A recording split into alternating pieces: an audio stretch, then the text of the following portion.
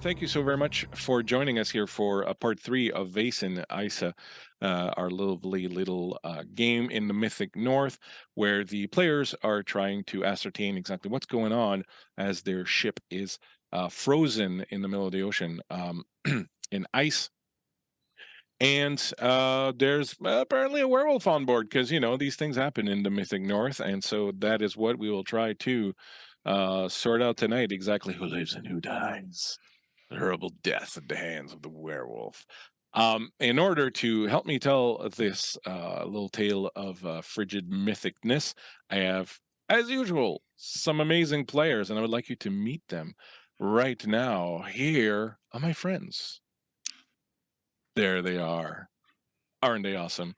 Thank you so much for joining me again tonight. I know I left you hanging last week with that little cliffhanger, which we will get to momentarily and sort of figure out what transpires from that. But thank you so much for coming back. I'm always like, oh, hey, they came back. That's always like such a nice little warm feeling when the players come back. That's always a good feeling. How about we take it around the room, and I'll have you introduce each other. And I realized I didn't tell you ahead of time who was going to go first. But this week we're going first with Stephanie. Stephanie, are you ready to go first? Yeah, I'm ready. All right. So how about you tell us a little bit about yourself, what's going on, and tell us a little bit about who you're playing and what situation you're in right now.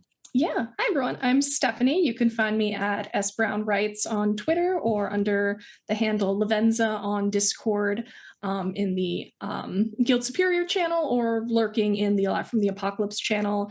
Been in a few games there, and tonight I will be continuing, hopefully, to play Vendela Ekstrom. She is the occultist in the group who just had a very intense, explosive face-off with a werewolf last time. So we're going to see how that goes for her. Mm-hmm. Those spicy noodles coming back to A little haunt bit. you. Exactly. Thank you so much. I certainly look forward to seeing what transpires. Next up, we have Javante, the most entertaining man in sports entertainment. Hi everyone, it's Javante here. Back again, playing more of Killian, the lovable, wandering, roguish character that everyone seems to enjoy, who may not be all that he seems. You can catch me on all my social medias. I have the one, which is Javante at my Twitter, at JHEV as in Victor, AUNTE, where you can see all the other stuff that I'm doing, including talking about wrestling and taking part in other projects. But for right now, I am very, very focused, excited about this. Horror is my jam, so let's see what happens. Horror. I will horrify you before this is over. And thank you so much for being here, Javante. Super appreciate it. And speaking of lovable and roguish, we have Kay. Hey, Kay. What's up? It's not my character. It's just me that's lovable. That's just you. Yeah. Okay. No, Marguerite is not lovable. She's just, She's there. So I'm Kay. You can find me at Caden Cosmos on most things. I do all sorts of art, from anything from fiber crafts, cross stitch, digital art. I also do, I just get things done in a lot of senses. And then I'm playing Marguerite Hansen today. She is an older lady. She has been retired from her job in academia. She did not fear death last time we were playing. She was ready to be on the front lines and ready to back up Elias as much as she's tried to annoy him so far on their trip. But yeah, I'm excited to see what happens. I've been thinking about this a lot. I'm just excited to see where we go. Or where we stay. Where we stay. Yeah, you are frozen in ice. Never know what's going to happen. Didn't we say that Marguerite was like a mythical North Victorian Angela Lansbury last time? yeah, definitely. I think little Angela Lansbury, Murder She Wrote, a little bit of what's the word I'm looking for? Just kind of, I don't know. I don't remember. Never Me mind. either. We'll figure it out. It's all great. She's a bitter pill, let's say. There you go. A bitter pill. Thank you so much, Kay. super appreciate you being here. Look forward to playing this with you, and I look forward to having a little appearance by Ripley, hopefully at some point, because we love the Ripley. She'll probably be around. Yeah, boys, meow and meow.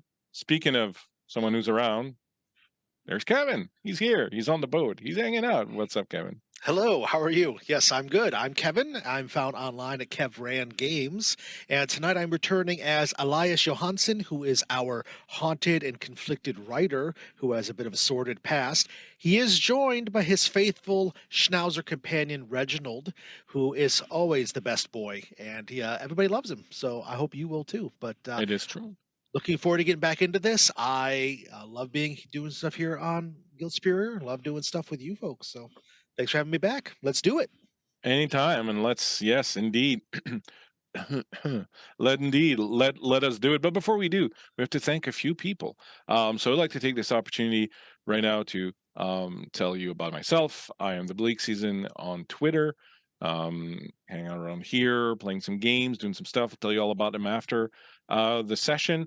I also like to give a shout out to my producer, Dungeon Dave, producer extraordinaire, who brings all the good stuff out, so I don't have to worry about doing that stuff and can just tell the story. Super appreciate you, Dave. Thank you so much. Would like to give a shout out also to Tabletop Audio. The sweet music you are listening to right now comes from Tabletop Audio. They have tons of great stuff either on their Patreon, even for free on their website. If you need some music for your games, do consider checking them out. They have tons and tons of stuff. I literally spend hours just going through all of them and trying to find the perfect one all the time. This game we're playing is Vaesen, a game of supernatural horror in the Mythic North. It is produced by Free League Publishing, who produce a host of awesome games. We'd like to thank them for producing such cool games that we can play and have fun with. And finally, shout out to the Guild Superior, all the people in our Discord, in our chats, in our games, hanging out, playing games, posting memes, doing all the good stuff. Our information's popping there if you want to come out, hang out with us, play some games, pop into our Discord, reach out to us on Twitter, and door is always open. We're always looking for cool people to hang out with, like these people here. We just met all these people in the wilds of the internet. Like, we're just like, hey, look, a person there looks interesting. Come in. That's how we do. That's how we do. And on that note, let us dive into part 3 of 5. So we're at the midpoint. This is usually where everybody dies. Vaesen, Isa. So you have been traveling, so to speak, on a steamship that has become mired in ice very suddenly and very strangely. And whilst you have been stranded on this boat with a group of other people, some more suspicious than others, several things have occurred that have basically piqued your curiosity, we could say, where first there was an apparent abduction, and then perhaps this abduction was performed by some sort of monster. You started investigating the ship, found that some people on the ship were perhaps not exactly who they said they were. Some people seemed to have pasts that perhaps overlapped or interlocked or were connected somehow, and there was something a little bit shady going on. But whilst you were investigating all this, there was a fire that was set on the ship, and you were all smart enough to realize that it was probably some sort of decoy. So while everybody else rushed to see that there was a lifeboat on fire at the front of the ship, you went downstairs following after Vendela saw someone disappearing into the dining room. You followed that person. Vendela followed that person all the way down into the hold of the ship. Meanwhile, in the dining room, a lot of dark, mysterious things were happening as the mist was closing in, and our friends there, Elias and Marguerite and Killian, started having strange visions of things that had happened to them or that were connected to them. Marguerite realized that perhaps there's something about Killian that is connected to some dark secret in her own past. Meanwhile, Elias started reliving some of the horrors that he's been living ever since there's been murder around him that he was perhaps or perhaps not, we don't know yet, involved with, and he revealed a dark secret of his own, which we will get to here in a minute. But downstairs, meanwhile, Vendela came face to face with what appears to be a very tall and angry werewolf. And just as perhaps Vendela feared to become a snack for this werewolf, the werewolf stopped, smelling her and sensing something about her, and seemed to perhaps be on the verge of leaving Vendela alone when suddenly one of the more suspicious characters on the boat, Nita Klein, a playwright from Germany, ostensibly, appeared screaming in Russian at the werewolf and then lobbing a pipe bomb at the werewolf. And the werewolf moved to protect Vendela from the explosion, but when the pipe bomb went off, there were slivers of silver inside of it that spread throughout the entire hold. And that's where we left off, because I'm cruel. And we now find ourselves back in that hold as Vendela, you almost in slow motion see the werewolf turn around. You see Nita up on the stairs saying something in a language that sounds like Russian. You're not sure exactly what it is. You don't speak Russian, but it it does sound like that. And then lob something sort of very casually from her hand, and it's a little pipe with a little fuse that tumbles over and over and hits the ground. And the werewolf, very clearly, when the werewolf sees the pipe bomb hit the ground and sort of bounce up to go towards you, moves to try and protect you, but they move just a little bit too slowly. And when the bomb explodes, sending shards of silver spreading out throughout the hole, you are hit on parts of your body. The pain that shoots through you, because not only have you just been hit by the debris from the pipe bomb, but it's also silver, which you're uncomfortable around, rips through you. And in a moment you can feel yourself losing consciousness, and you can see as your sight starting to sort of darken and shrink down. You can see the werewolf trying to move, but there's just so much blood dripping from hundreds of different little wounds on the body. Worth noting also that in the moment before the pipe exploded, the werewolf had taken a swipe at Nita and gouged into her chest. And suddenly, Vendela, you are on a small island, perhaps further up in the north. You are young. You're running around a small village, playing with a little stick that you have. Running around this village, you see the different people of the village smile at you, wave at you as they recognize you, and of course they know you. The people here, you find a little bit strange, perhaps. They are all very, very thin, almost as if they're almost emaciated, but they don't seem ill or sickly.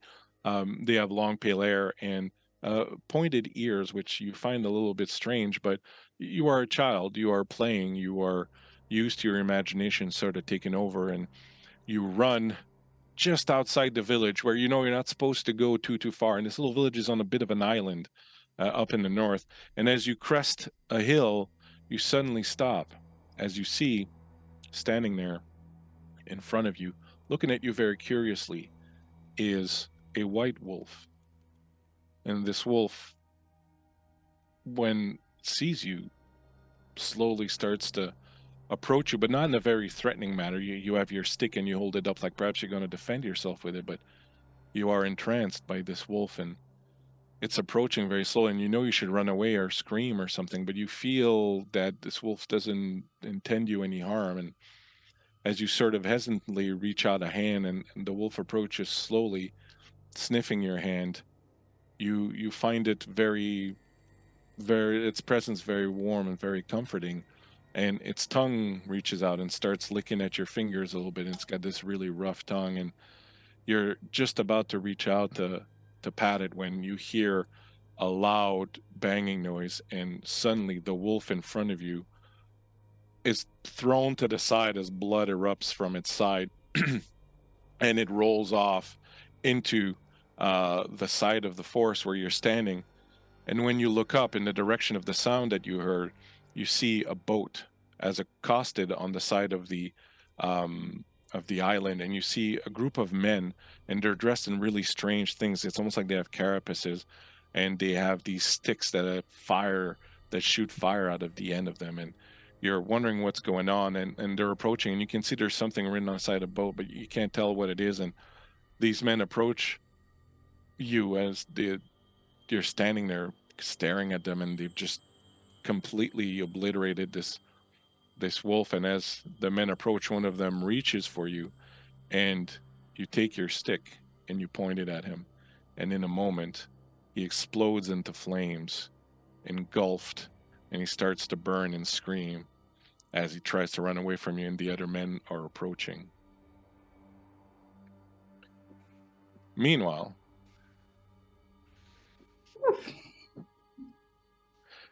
back upstairs in the dining room, Marguerite, you followed the sound of the banjo after finding your little pocket square drenched in blood, and you followed the sound, and you eventually bumped into Killian. And as the two of you were trying to sort out sort of what was going on and not knowing too much, you heard a sound, and when you turned around, you saw Elias had been sort of sitting in front of the fire, and when Elias stands up, he's holding his knife in his hand, and he's got a pen, a piece of paper, like he's been writing on it, in his other hand. And in that moment, you see, very briefly, both of you see this very briefly, standing over him, behind him, is this very tall, gangly, emaciated, sort of spindly kind of creature. It looks like perhaps a woman, but it's dressed in rags, and there's dark hair that's just hanging down over its face, and you can smell, literally, the smell of death and fear emanating from it. And as you look, this creature has these long claws, and it's raking its claws along Elias's arms.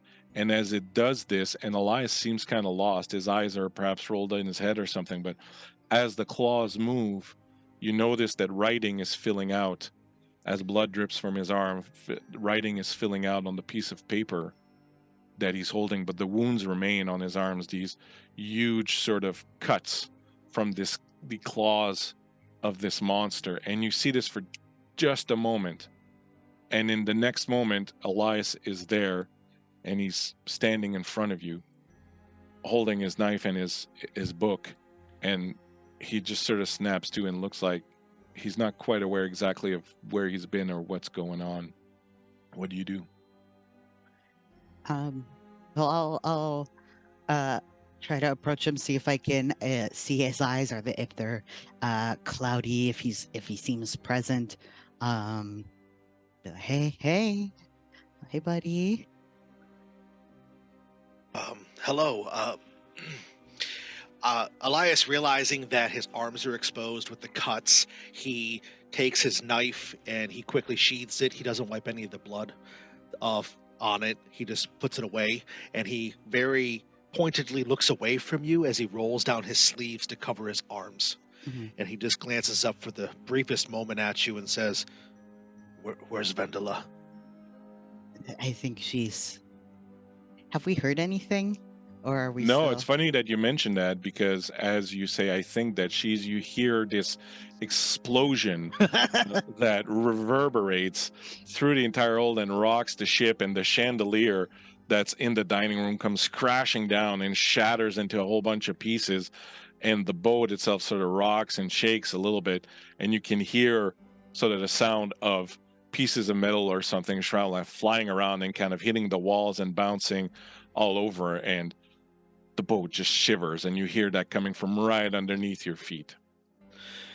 Elias draws the pistol that he has tucked into the belt, the extra belt that he has around his waist. He draws the pistol and he looks around. Killian, Margaret, with me. And he starts to move towards that back door that leads down towards where the engine room is below.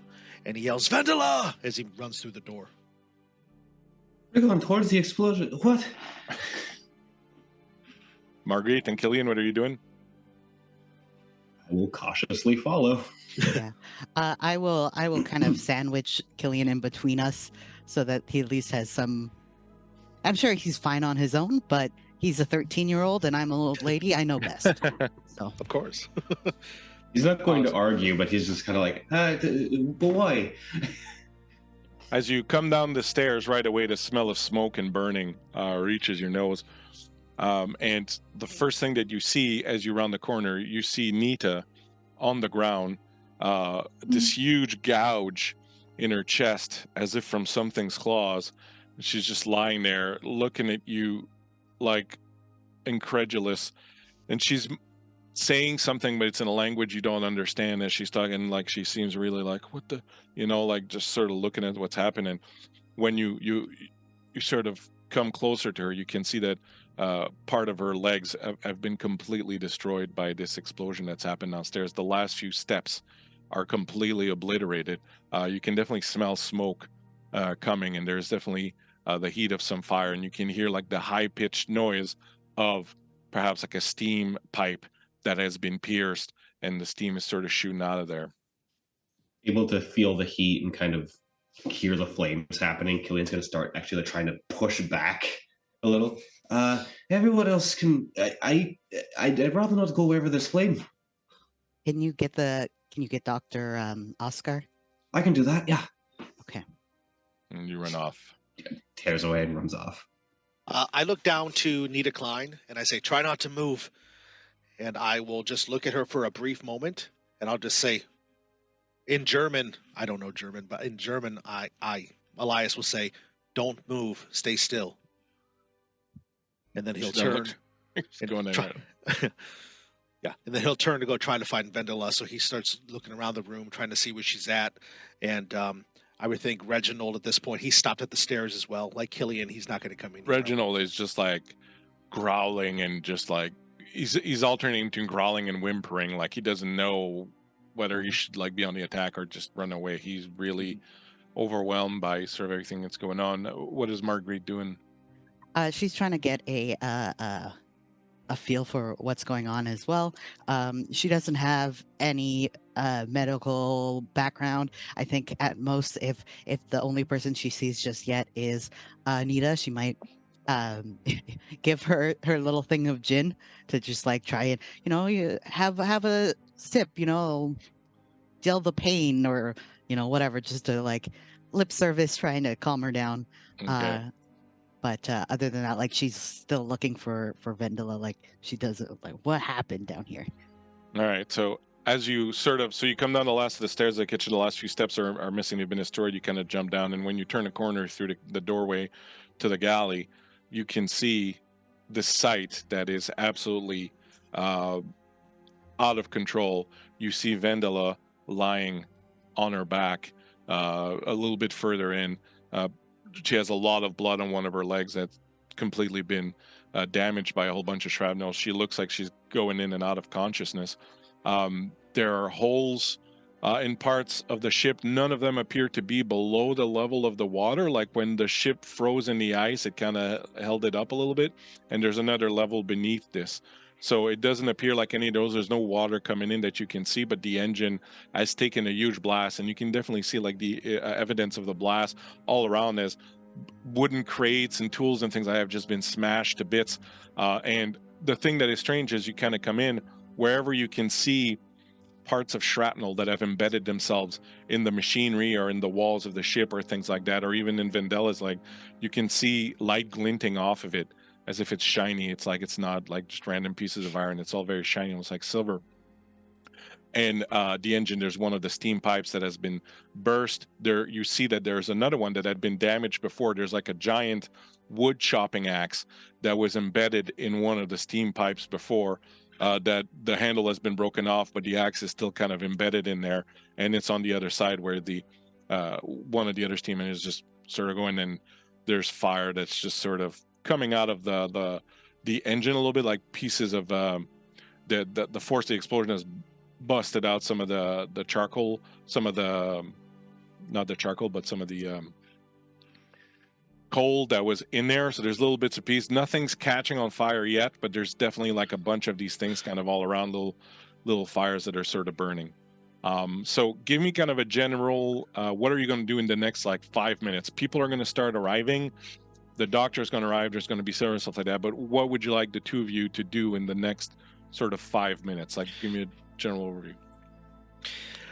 I think that Elias would move over towards where Vendela is, and in that moment where he looks down and he sees her hurt, he has a brief glimpse of another woman's body that he came upon in the past, and he puts that out of his mind for a moment, and he crouches down next to her, and Vendela, if she's unconscious or whatever, he knows that she's down here pretty close to the engine. So although it's probably not the best idea, I want to try to move her out of here. That way, in case the engine blows up or something, she's not going to still be down here. Okay. So I'm going to just try to talk to her. Vendela, I need to move you. And I'll put the revolver away. And Vendela, you're coming in and out of consciousness. You can speak a little and say some things. You're broken physically right now, like you have 3 physical conditions. Woo! So you're All right. broken. Yeah. Mark that on the sheet. So you can kind of speak and do very minor things, but like you're pretty shattered. Like you're in a bad way. But feel free to speak if you want. It's a wolf. You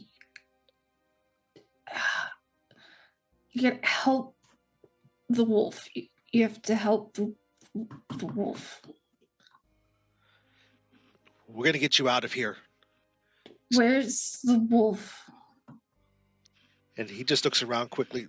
Not here anymore, but come on, we're going to get you out of here. Stay with me. And he'll try to scoop her up as gingerly as he can and try to carry her out of there. There's Nita. She'll be fine. She's all right. No. Nita did it. Nita the bomb. Nita threw. Just rest. You can say more upstairs. Just rest.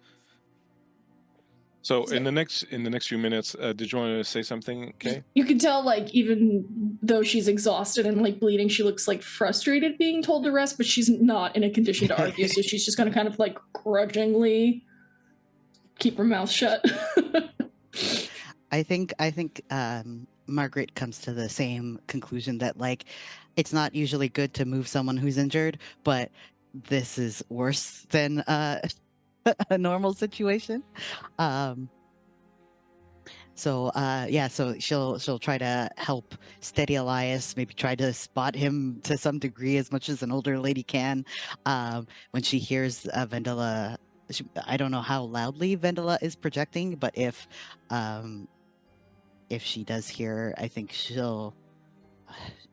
wants to find out the truth of the matter, but I don't think is ready to interrogate yet. But we'll let Elias know. Like, I sent Killian to go find Dr. Oscar. He did not want to come down here. Understandably, this sucks. And I don't know if I have the capacity to put out any of these fires or anything. So I'm just gonna try to stay out of the way, or if I see anything that seems out of place, I'd like to, although there's tons of shrapnel everywhere, so I don't know how long I want to stay here. Okay, well, you can do an investigation check, and I would like to say thank you so much to Solution and his peeps rating us, coming in to see exactly what's going on with this werewolf situation. Thank you very much. We appreciate you. Thanks for dropping in, seeing us. Yeah, give me an investigation check, if you will. All right, so I think that is a 7 for me, 5 and 2. I again did not get anything. Wow. Just a lot going on. Yeah, I Just might. a lot. So You I have one can't reroll right now. You have one advantage that you can use to reroll if you want. Ooh. I will take that advantage. All right. Here's hoping. I don't know how I roll so badly. 1 success. All right, so that's pretty good. So there's obviously no wolf around here. You do see way more blood than either Nita, who's not even in this room. She's like in the other room on the other side of the door, and certainly Vendela's wounds cannot account for all the blood. There's a lot of blood on here, and when you look at it, it does look like a lot of it. Now that you think to look, is going up the stairs, so that there's no reason why there would be blood going up the stairs, but there's certainly a whole bunch of it. Now, you do know from experience that Vaesen can often make themselves invisible and things of that nature. So there's a possibility there was something here, but there's nothing here right now, and the blood does. There is a lot of blood, so there's possibly something else. Vendela's not making anything up. The lot of you eventually then, as the rest of the sailors come in and start, picking up the burning coal and sort of trying to make sure that the boat doesn't fall apart too much, you will be brought up to the officer, the captain. Captain will say, like, bring her up to the officer's quarters, and so you'll bring her up. But Dr. Oscar will be there momentarily, and you will find yourselves a few minutes later, perhaps, let's say like another 15-20 minutes later, with into the officer's quarter, and Vendela has been placed on the sofa, and the doctor has been checking her out, and he's pulled a few pieces of shrapnel from her leg, and you can clearly see that it's silver. And when he starts to deposit some of the pieces, you realize that they're like fork tines and things of that nature, and bits of silver that have been broken off, perhaps from utensils and things like that. And Vendela has come to. You're in a lot of pain. He's giving you something to help with the pain. I will do for him. So you were broken, so you can actually take a shot at helping you heal. But first, I would like you to roll on the critical injury table. Yay! Because that's always a lot of fun. So you have to roll a D66, which means you roll 2 D6s and you nominate one to be the first. Okay. And then you tell me what you get.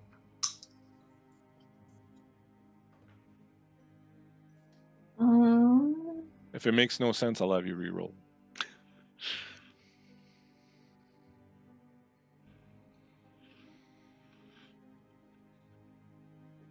So that I think needs a re-roll.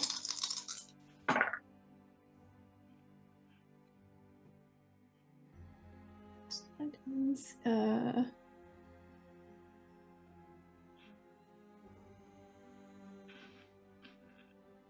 so it's between I'm gonna go with the 2 is the first number. It says I got a 2 and a 4, so it says injured arm. We can make that an injured leg since you already specified that it seems like one of my legs. Okay. So the injured leg would not really affect your range combat. And what it says it's a minus. Oh, do I have nothing in range combat? No, but having an injured leg, I'm saying, wouldn't necessarily. I mean, it could be an arm. No, that's fine. I think it should be a leg. But what we're going to do with it is that we're going to say it gives you a -1 agility. All right. So you have damage in your leg that's going to give you a -1. However, that -1 agility is not always on. What happens with a critical wound is that it's mostly a role-playing thing, where you might state now that your character walks a bit more difficulty. Once per game, I can call on it to make your life difficult. Cool. But that's it. Like, otherwise, it's the -1 agility is not always there. It's just at some point, if you're trying to climb or run or do something, I might say, "Aha, your wound, suddenly flares up," or something like that. But so yeah, so the damage that's been done to your leg has mostly been to the muscles, which is why essentially what's going to happen is some of the muscles in your leg are going to atrophy a little bit over time, which will give you perhaps a bit of a limp or something. But that's going to be the situation. Now, as far as healing your actual you being broken, you should be able to do that. I'm going to make a roll for him. It's going to use medicine because that's how it goes. Only takes a turn. All right, each extra success heals an additional condition. So it's how many conditions? All right, so he heals 2 conditions. Oh. You can choose which ones you want. So the idea behind this is that when you're broken, you're worse off than you really are. It's just that, like, your body is kind of given up under shock and all that. And so when you're being treated, now you see the real extent of the damage, and it's not, it's usually not quite as bad as it was. But so he's healed two of your conditions. So keep one, whichever one you want. that makes sense. But in the next whatever little scene that you're here being ministered by the doctor, he will have cure to your conditions, and you can with rest cure an additional one. Did anyone have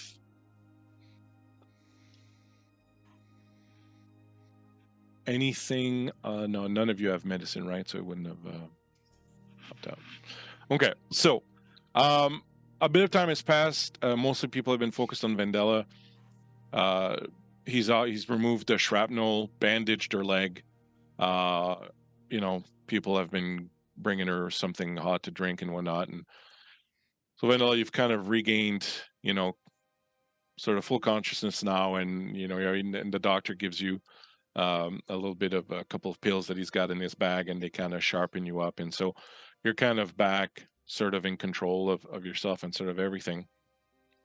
And the captain and number one are there, and they'll basically ask for an account. So, do you tell them everything, or how do you go about explaining sort of what's gone on? She doesn't say she saw a werewolf.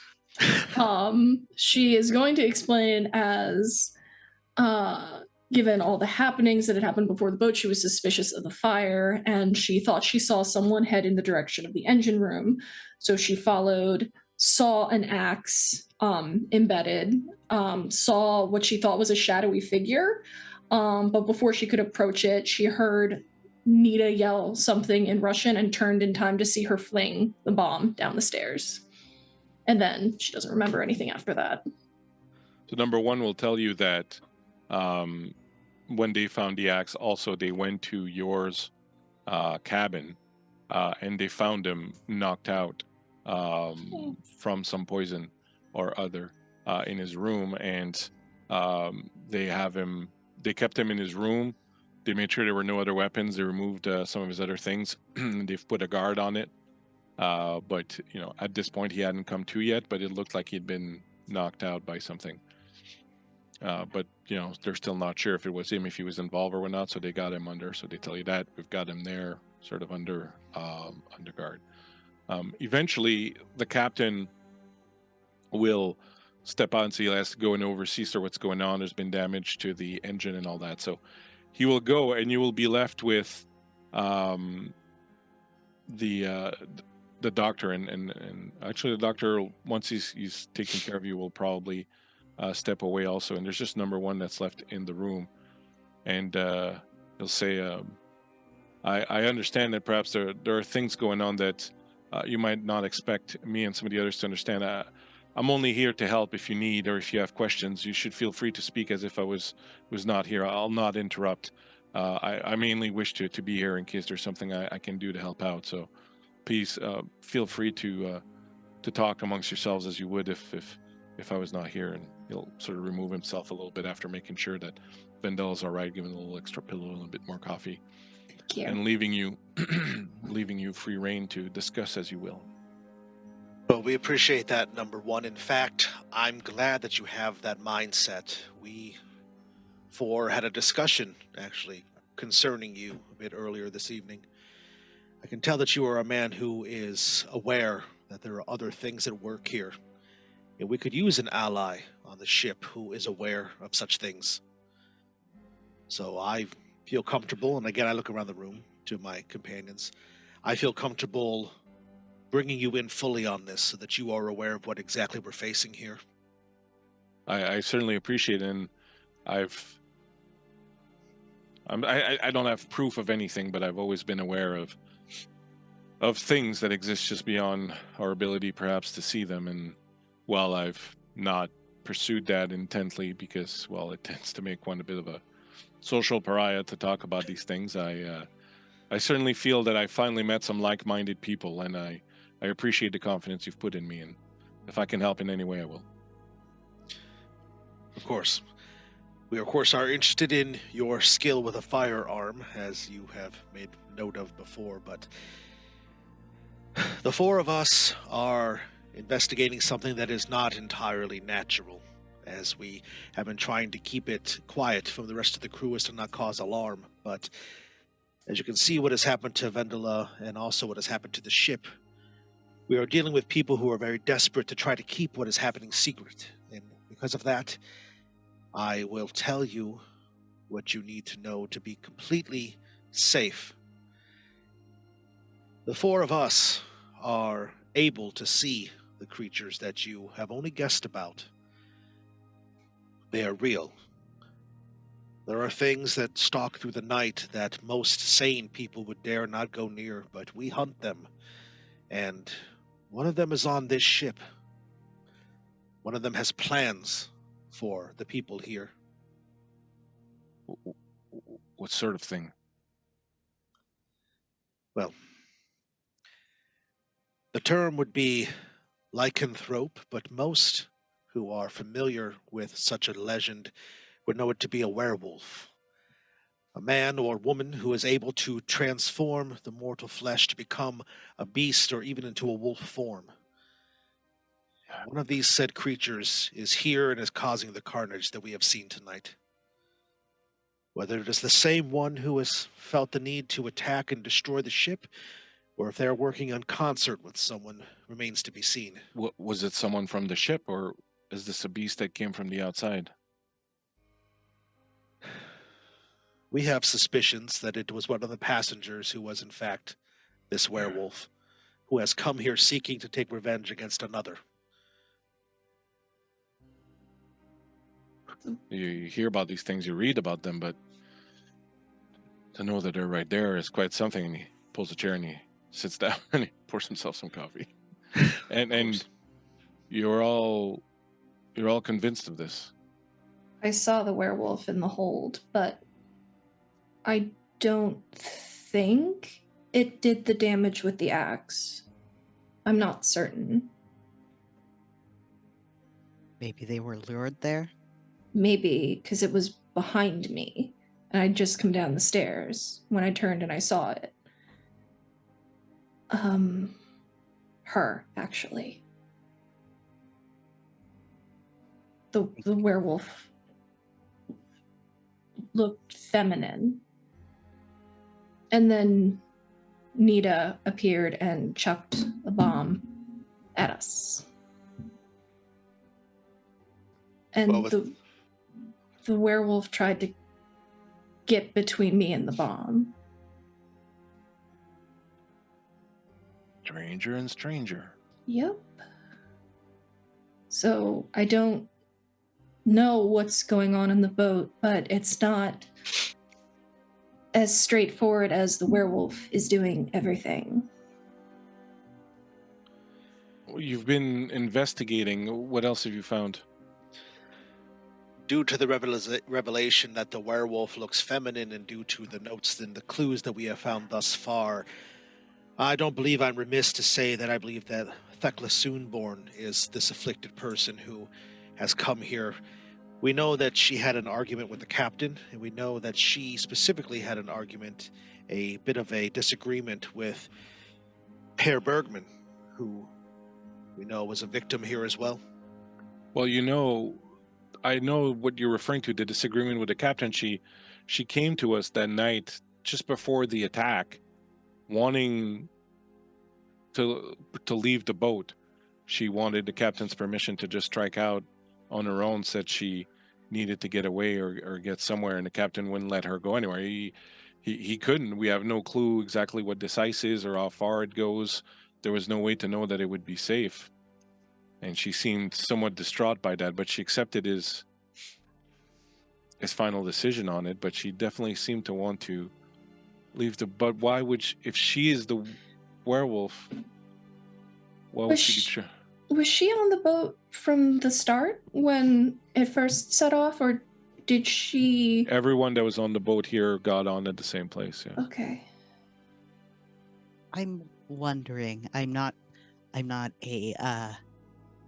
I don't focus or specialize in lycanthropy, but how do we know how lycanthropy, and Elias, do you know how lycanthropy works?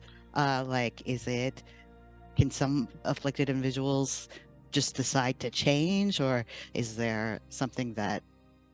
So you can, if you want, make a learning roll And you don't have the books though, Yeah. right? The books Right. were stolen. Our portable library was stolen. Yep. Yeah. Bastards. So a learning Faster. roll for me would be 6. So yeah, so one person will make it, and So up what to is- what would three of yours you be? can help. Up to 3 of you can help. So I was thinking about this the other day, and when we sit there and we go, who's going to make the roll? What's your highest? What's your roll? And so on and so forth. I think someone should just say, "I'll do it." Okay. And then I'll do it then, since she asked me, and she's. and then yeah, exactly. So that's what I'm thinking. Like, since you Yep. asked you, so and then 3 of you can help. So since there's 3 other ones, up to 3 people come. So there's 3 of you, so you can each add 1 dice for them helping you. Okay. I'm rolling 9 then. 1, 2 successes on that. Okay, that's pretty awesome. So you know that there are basically lycanthropy at its core is a curse. Now it comes down to how can you get that curse. There are several ways of getting the curse. One, you can be cursed. Someone with the power to do curses could curse you to that. 2, there are a lot of stories about rituals that one can perform, and you've read about this a little bit with the Bodark, right? That one can perform in order to themselves choose to become a werewolf. The third one is to get it from an encounter with a werewolf. When you are wounded by a werewolf, the werewolf can choose to pass their curse on to you if they want. Doesn't necessarily happen all the time. It's up to the werewolf. But once they've injured you, they can choose to pass on that curse. Those are 3 ways that werewolves can be created. You know that with your extra successes, you know that there are 3 ways to kill or neutralize a werewolf. You can attack it with a silver weapons. So the use of silver can damage him and kill him. If a werewolf is addressed by its true name in the light of a full moon, the werewolf is released from the spell and becomes human. And the werewolf can also break its own curse. And this is pretty terrible. Just mature rating warning. The werewolf can also break its own curse by finding a pregnant woman and killing the child. Wow. It's just pretty horrible. Mhm. Pretty horrible way of doing it. So after Elias will tell all of this openly to the other 4 people in the room, he will say, also due to our findings, I believe that Miss Soonborn is one of the afflicted kind, that she had an encounter during the war that has left her with this curse. And I believe that is why she aids to try to stop it. Whether or not Per Bergman is related to this or has a connection to this, we have not fully discerned, but we do know that she was after him for some reason.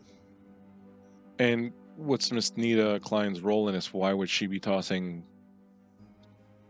pipe bombs loaded with silver at the werewolf? She's a playwright, if I'm not mistaken. Well, there are people who, unlike us, they are not part of a organized group who wishes to stop these creatures and safeguard humanity, but rather they wish to slay these creatures for other purposes. A werewolf hunter, I suppose you could say. But if Vendela tells us, and we saw ourselves, that she was injured by the beast, we should keep a close eye on her. The curse could perhaps have been transformed and passed on to her during her time of affliction. And if that happens, 2 werewolves would be much more difficult for us to defeat than 1. Should we perhaps search your room then? Oh, most certainly. Or we can, if you don't find anyone here necessary to do it. I would totally defer to your expertise in the matter. Quick question. I know I don't understand Russian. Do I remember the words she said? Like, could I like sound them out from my memory at all? I would say no, mostly because of everything that was going on. And, That's fair. Like the fact that you recognized it as Russian is one thing, Isn't but enough. you Oh, yeah. should kind of remember phonetically. Okay, There was too much going on, and with the explosion and all that, so fair. you do get the feeling that it was something like "Die, you beast," or like something. Yeah, It was nothing said, too so- eloquent. No. It was this long diatribe about. It was a Petrarchan sonnet delivered with verve and gusto in Russian. Yes, exactly. I think Marguerite's going to take a very heavy eye contact with Vendela for a second, be like, and mention like I think that Miss Thekla, Miss Sinbarn, she during the war, in the wars with Russia, I think that's when she was turned, and I'm wondering if Miss Klein, or if that is her real name, if she is involved with like tracking it down so that the whatever Russian lycanthropes won't be found, or I think she knew that Miss Sinbone was here. I'm with Vendela that You also remember the doctor who speaks Russian saying that he heard a male voice speaking Russian on the ship one night. Yep. And I think I'll go see what they were saying. Well, what do you think, Killian? Are you open for ransacking someone else's room? You just see him like go from a feared look on his face to just a wide smile. I don't know whatever you're talking about. Why would an innocent person like me ever want to? Yes, absolutely. I would love to ransack somebody's room. Very good, son. Let's go. He says I say with a wink. So, all right. So the two of you are going to head off to not Thekla's room. You've already searched that, but Nita's room. What are Vendela and Marguerite going to do? Can I move around at all? Am I mobile? Like with some difficulty, they found somewhere like a cane for you to use, but you find that you're okay. Like it's painful, but you can stand on your leg, and you just have to be careful not to reopen the wounds. But none of the wounds were. What you came to realize was that the wounds weren't very deep. Like you didn't bleed a lot, and there wasn't a lot of deep damage. It was the fact that it was silver that was really kind of kicking you down. And once the silver was removed, you felt much better. Great. Like when you have that, a little splinter. And you're like, it sticks, and then you remove it, and you're like, it was just like that. Is that with her whole leg? I think Marguerite, as Killian and Elias leave, she does have her own cane. She doesn't actually really need it, so she's gonna offer it to you in a very peculiar way. I'd be like, do you need help walking around? I don't. That's your cane. I don't need to take that from you. It's fine. She'll flip a little latch on it and pull it apart a couple inches. You can see a blade, and put it back together and offer it back to you and be like, are you sure? I want to make sure that one you can get around. Sure, that looks really neat. It's fine. If I need it, you can throw it back to me later. I'll throw it back to you. Okay. Ow. Was it closed up? I negative to agility. So what do you want to do then, the two of you? I don't think I got a chance. I wanted to check my room because after seeing Elias's was ransacked, I don't know that I got to see if mine was also ransacked. If I recall right. Okay. Yeah, you hadn't had a chance to check it yet. And Vendela? Feel free to go to Nita's room also if you're curious about what's there, or Yeah, it doesn't have to just be the two of us. I mean, I am curious about Nita for a variety of reasons, but I feel like I will go with Marguerite first to check her room, and then we can join them at Nita's, I think. Okay, perfect. So you arrive at Nita's room. Number one's with you, so he's got the little passepartout key. So he lets you in pretty easily enough. It's like, I'll just stand by the door and let you professionals handle this particular situation. You walk into the room, and the first thing that you notice is on the little table next to the bed, there's a lot of like leftover material, like a few stray pieces of copper pipes, bits and pieces of fuse. You can see like bits of silverware. Some of it has been melted down and kind of broken down and things like that. So it's pretty clear that there was some sort of a homemade pipe bomb action sort of going on around here. Well, that's an interesting thing to be finding around here. Is any of the silver? Is there any of the silver that perhaps is intact enough that I could take it? There's certainly like knives and things of that nature. For example, like basically she just grabbed a whole bunch of silverware from the dining room. So there's probably like still like knives if you wanted that, and then bits and pieces of it for sure. Okay. So is there something within the room like tools that perhaps she broke these down Yep. into the smaller bits that they Yep. were? Or Yeah, there's like a little toolkit there, and it looks like stuff that was stolen maybe from the hold, okay. from the Is there engine room downstairs. Is there any sort of like a melting pot or any sort of thing Yeah. that she uses to smelt it down? Yeah. Okay. Well, then I'll just make a note of that. I mean, how big is it? Is it something we could take to the quarters we're using as our little headquarters? Absolutely. Like this is all jury rig stuff that she. Okay. Hey Ripley, this is all jury rig stuff that she stole and kind of put together on the ship. So a lot of it's just like random bits and bobs and stuff like that. And Okay. so yeah, you could definitely like it would fit like in a little bag, like a little handbag or something. Okay. I'll start collecting that stuff up, and before I finish doing that, I'm going to look around the room, and I'm going to, despite the fact that I had an encounter this evening with the voices that I hear, I want to actually open myself very tentatively to my sixth sense to try to see if I can notice anything else within the room that might be pertinent to this information. Any sort of sign of Vaesen or magical effects in the There is area. nothing. As you reach out, you feel nothing around. Okay. In the room that's redolent of base action. So would the two of you like to throw out some investigation checks, please? Absolutely. Yeah, let's do it. Let's do it. What is my investigation? Character sheet's over here. That is 6 for me. 6 successes? No. 6 to roll. I'm like, wow. That's 5 to roll for me. That is 2 successes, though. Very nice. 2, 3, 4, 5. That is also 2 successes for me. Nice. Excellent.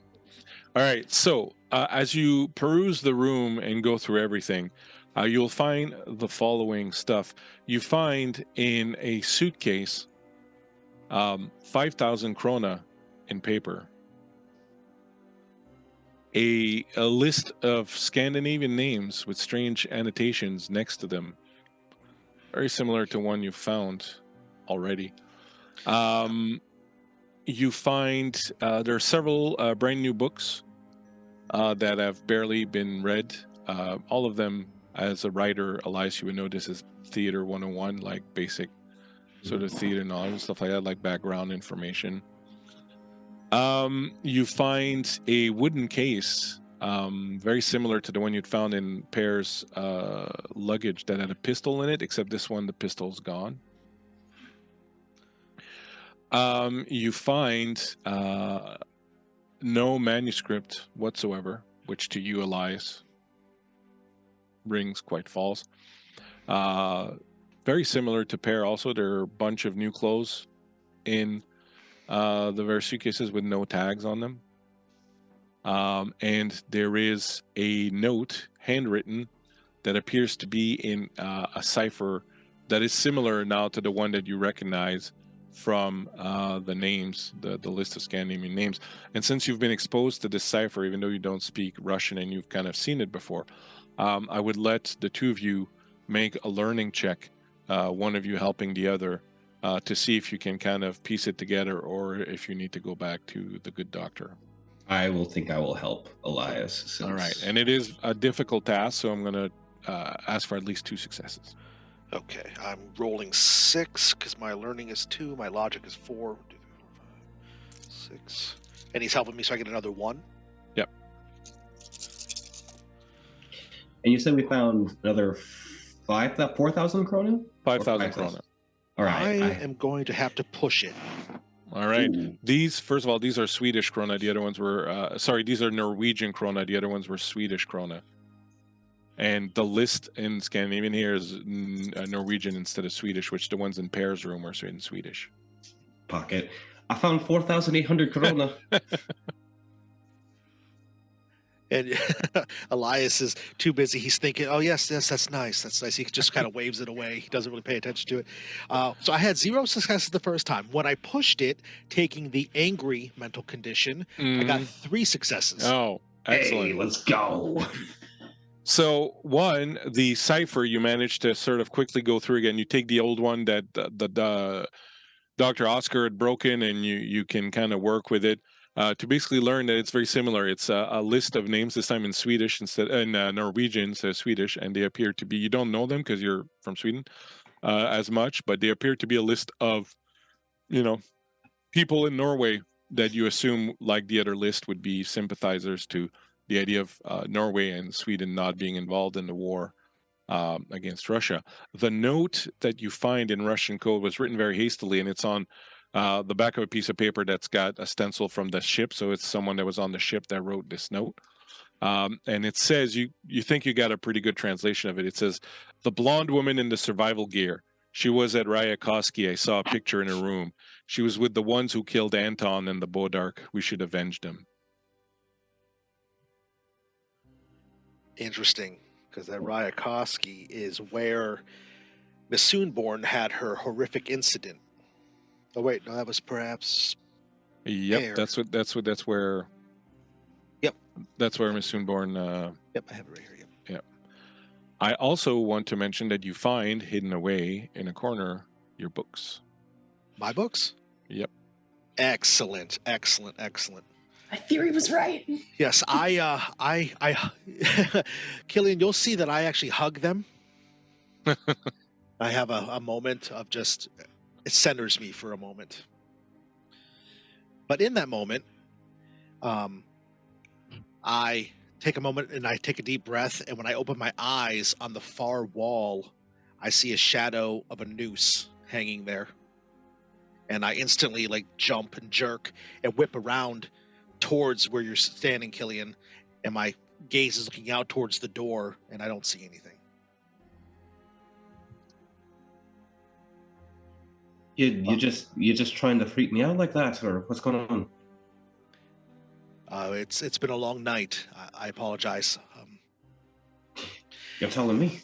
I absentmindedly rub at the wounds on my forearms from earlier tonight during the creature interacting with me, and I have dark thoughts because I was not aware of the creature during that. So, but I slowly stand and I will say, I think we've seen everything there is to see in here. We should get back to the others.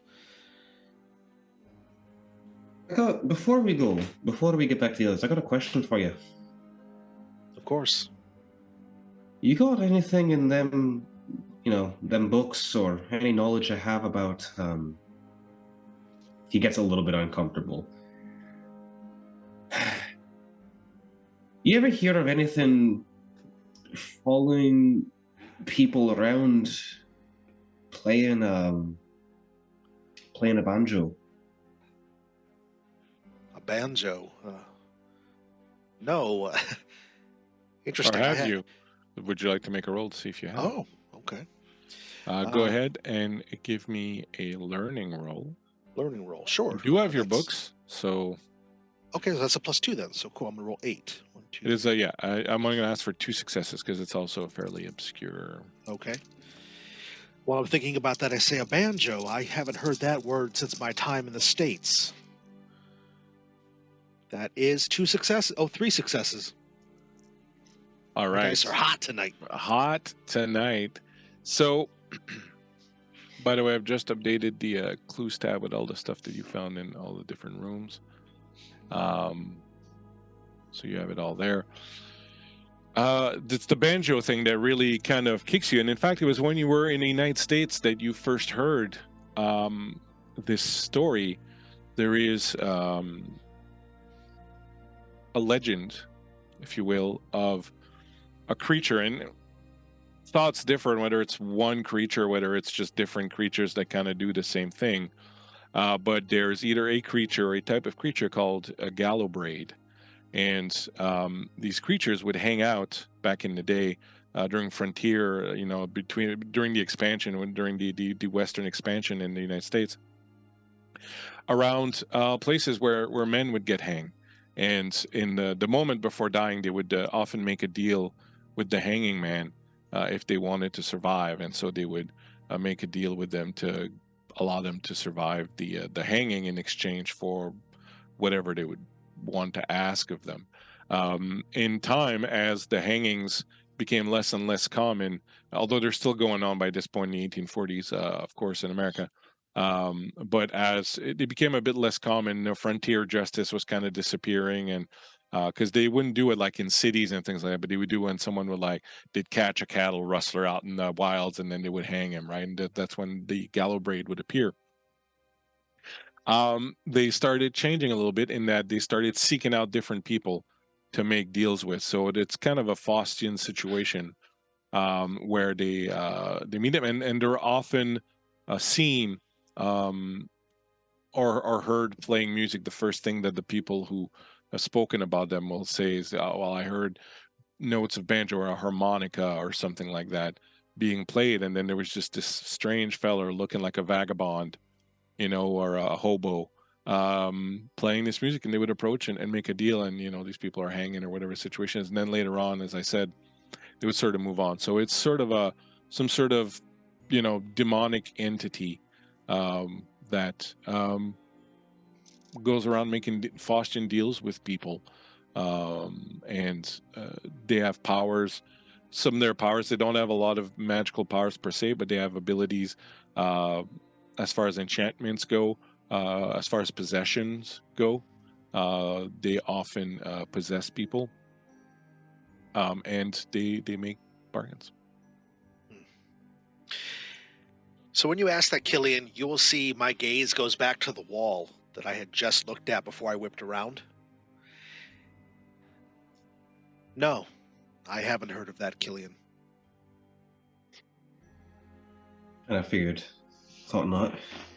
Worth a try anyway. He stands, shoves the giant wad of krona into the other pocket. Elias makes a point to not notice it. Anything else that you want to look for in here? No, I think we're fine. Thank you, number one, for keeping watch. You didn't notice anything out of the ordinary on deck?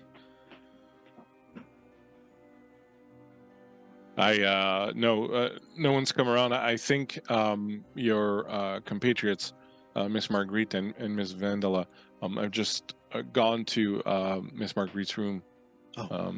Here they come, in fact. And so, going back to your room, you'll go in your room and you realize nothing's missing, nothing's out of place.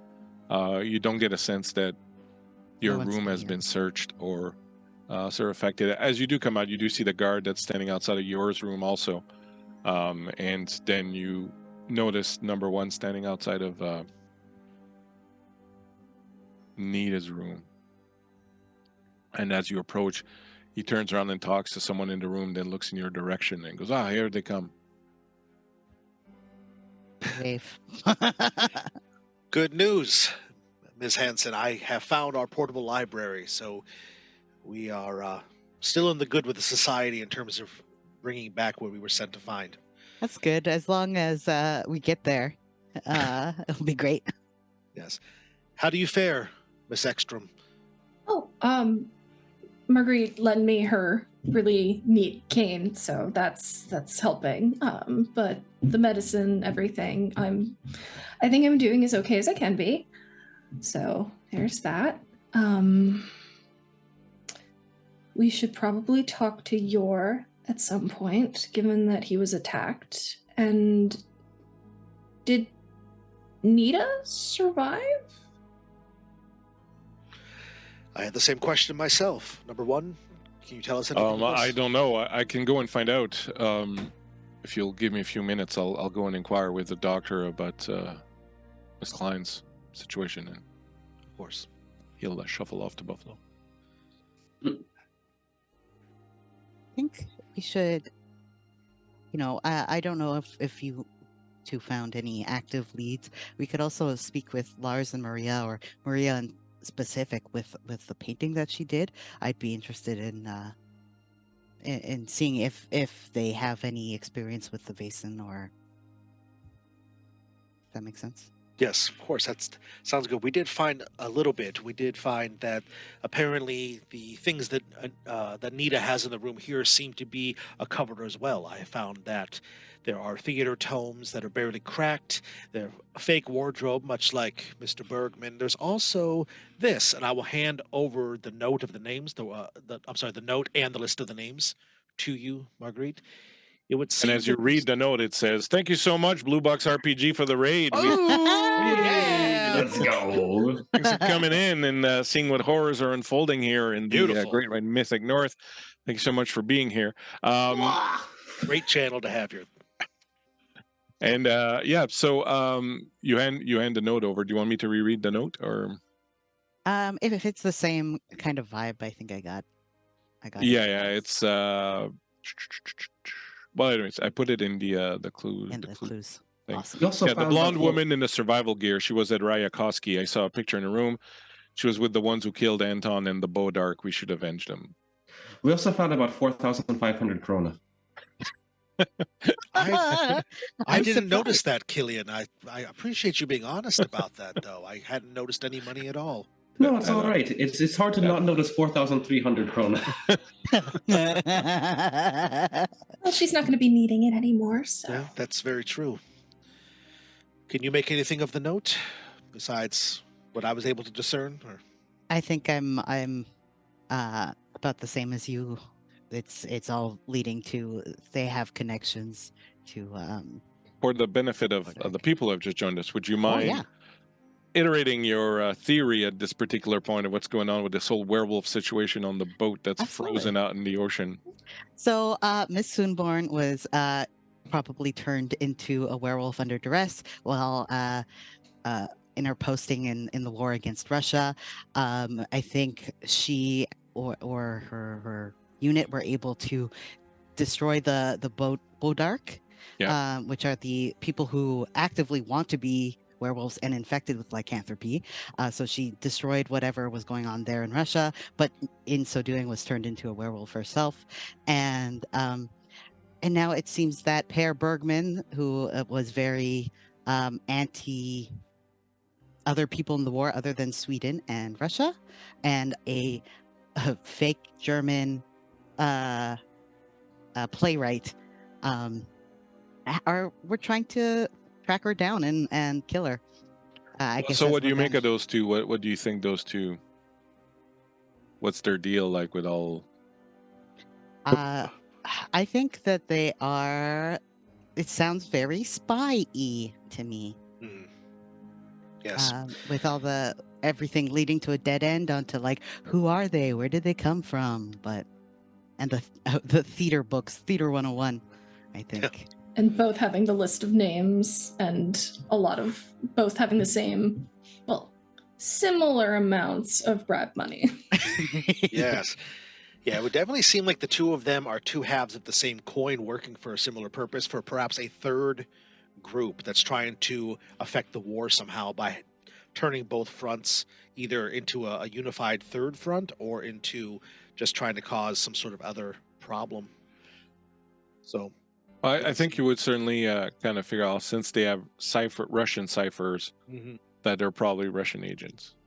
Well, then there we go. Since they have Russian ciphers, and logic would dictate that the people who would gain the most from preventing Norway and Sweden from participating in war would be Russia, who would then only have to deal with Finland, right? Right.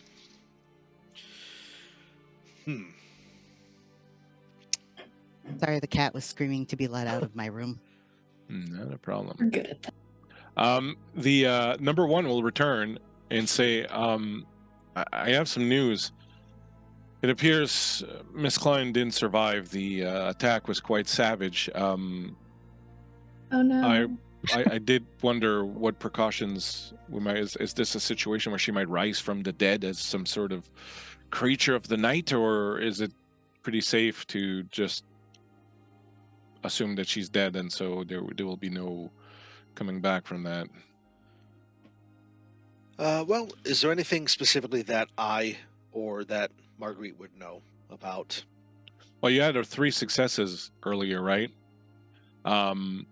And you know, one of the little known secrets about killing a werewolf is that the final blow with a silver weapon must be given to the head or heart in order to ensure that they die, and that if you just do more damage with silver, eventually they will return. So there might be some.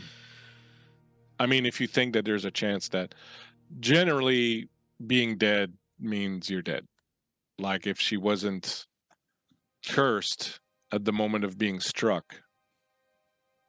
Would you She like would- to do? I'll tell you what. Do do an I'm not gonna have you do an inspiration, but go ahead and give me a. I just gotta go and see what the freaking skills are again. Well, I can say without any prompting, I would like to go down and stab her in the chest with a silver knife. All right. So if you're Vendela was going to volunteer regardless. There we go. But all she right, can't. so Yeah. who's going to do the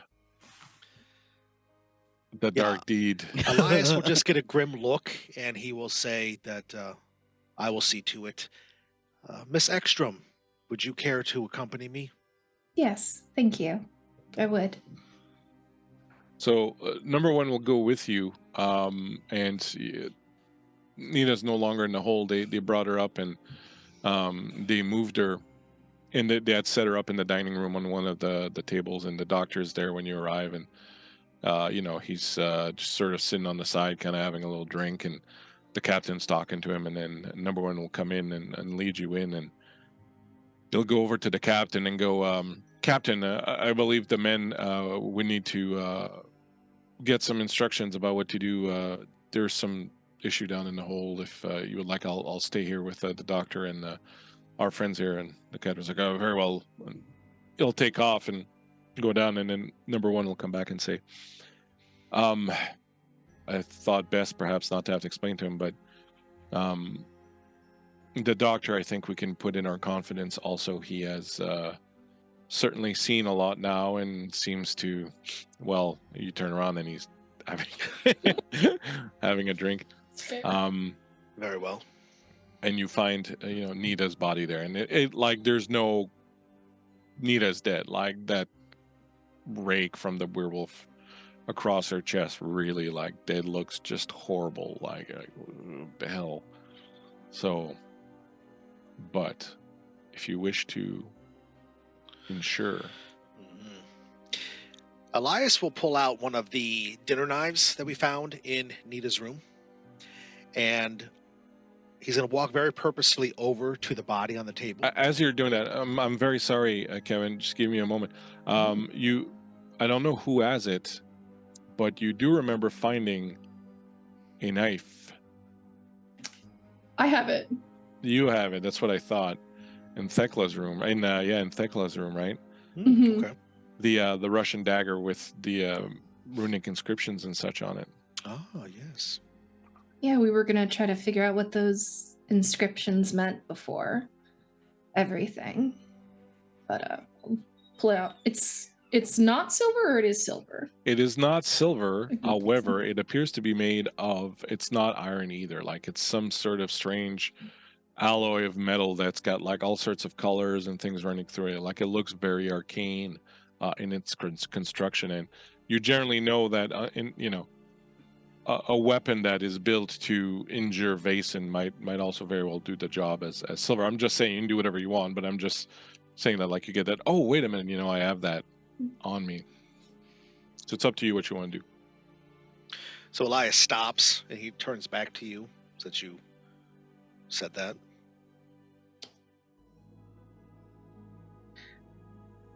Why not both, just to be sure?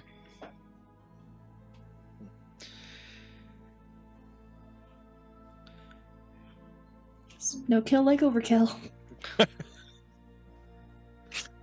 And so the two of you will, at the same time, and finding the heart's not too difficult, it's kind of exposed. And you will both proceed to, stab the corpse. Because, it's Vaesen. These things happen. Yeah, so we stab the corpse, and as we stand there for a moment, there'll be, I think, a long silence between the two of us for a moment. And then I will look up to you and I'll say, and what does this silver mean to you?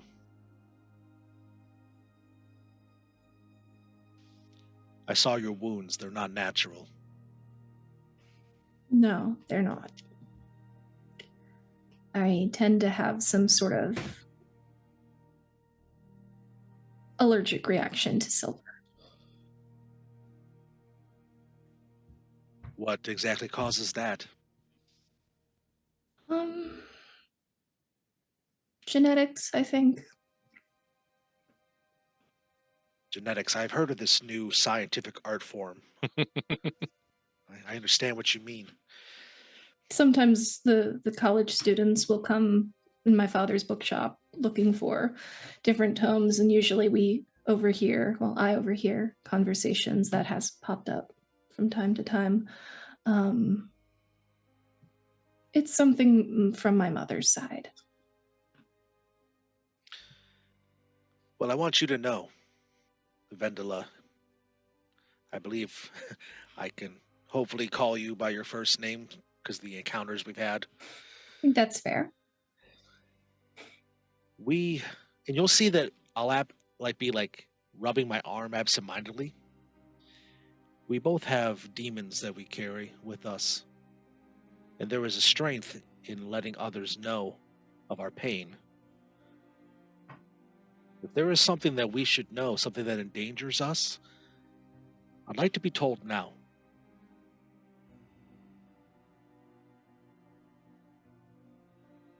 I guess I don't know what your demon is, but I think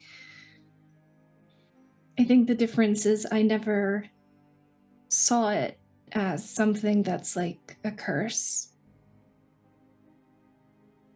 It's just something that I am. And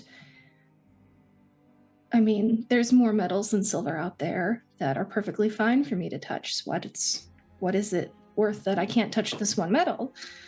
But my mother, she's a bit different than most folk.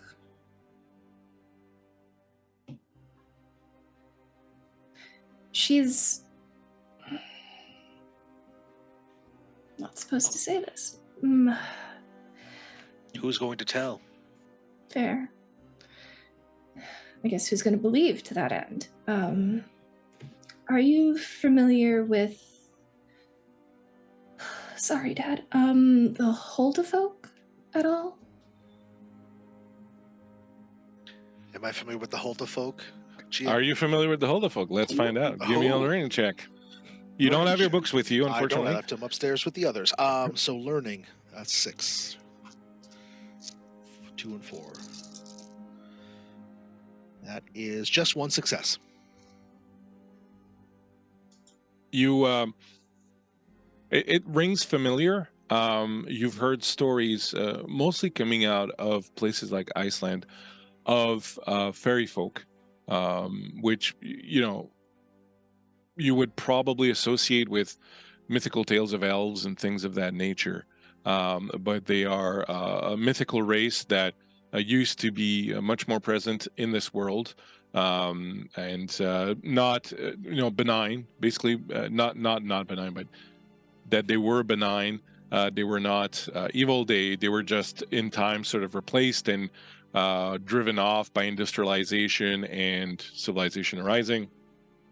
And you know that the term is kind of an umbrella term that can apply to different types of these folk that were magical in nature, that often, one of the tales that endures very often, of course, is the tale of the changeling, where the older folk would slip into a village or something, or the elves would slip into a village or something and take a human child and replace it with an elven child, and have that child grow amongst the humans, only to be revealed at a later date that they were not entirely human, or that they were not human. But generally speaking, they, like I said, they were magical beings, but they were not necessarily evil, and they've just been kind of pushed back to the outer edges of civilization, and generally are not encountered anymore, and have passed on into becoming mostly mythological fare. So when you say that word, Elias just nods. Huldafolk means hidden folk, hidden people. I know of the hidden folk. There was a time my mother didn't want to be so hidden.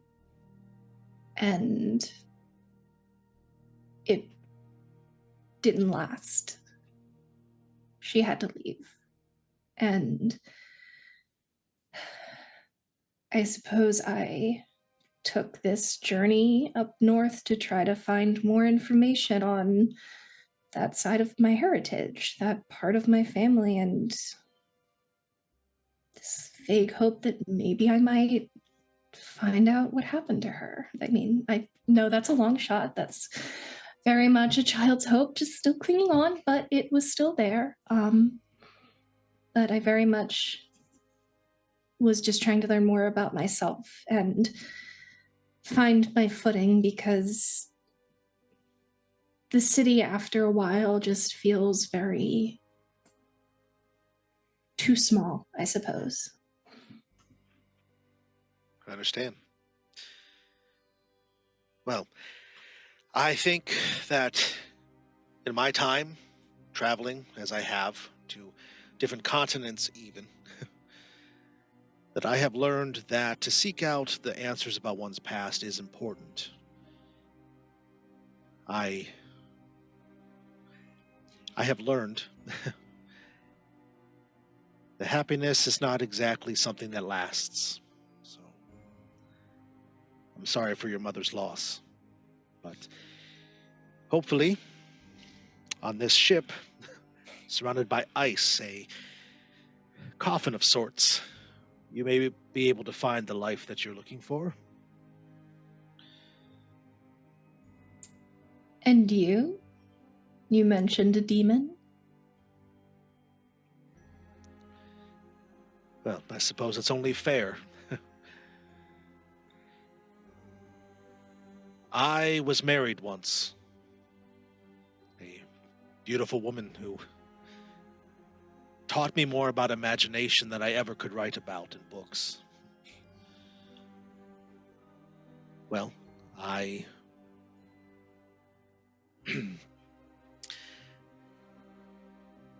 my writings don't necessarily come from me.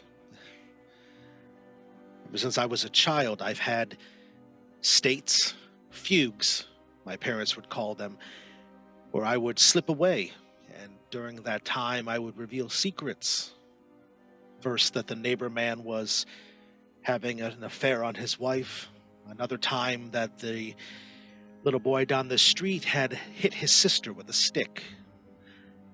But then they became darker and more prevalent. My parents taught me to hide such things. And when I met Marta, my wife, she taught me that happiness was a way to keep these things at bay. Until one night when the fugue states returned, and they took her from me. Reginald is all that is left of her legacy, for he was hers.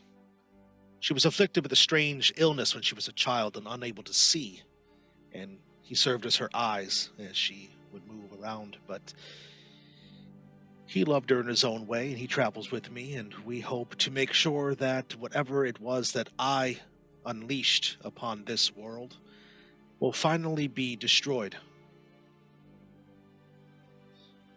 You say that your mother and those are affected by the Vaesen. I believe I created them.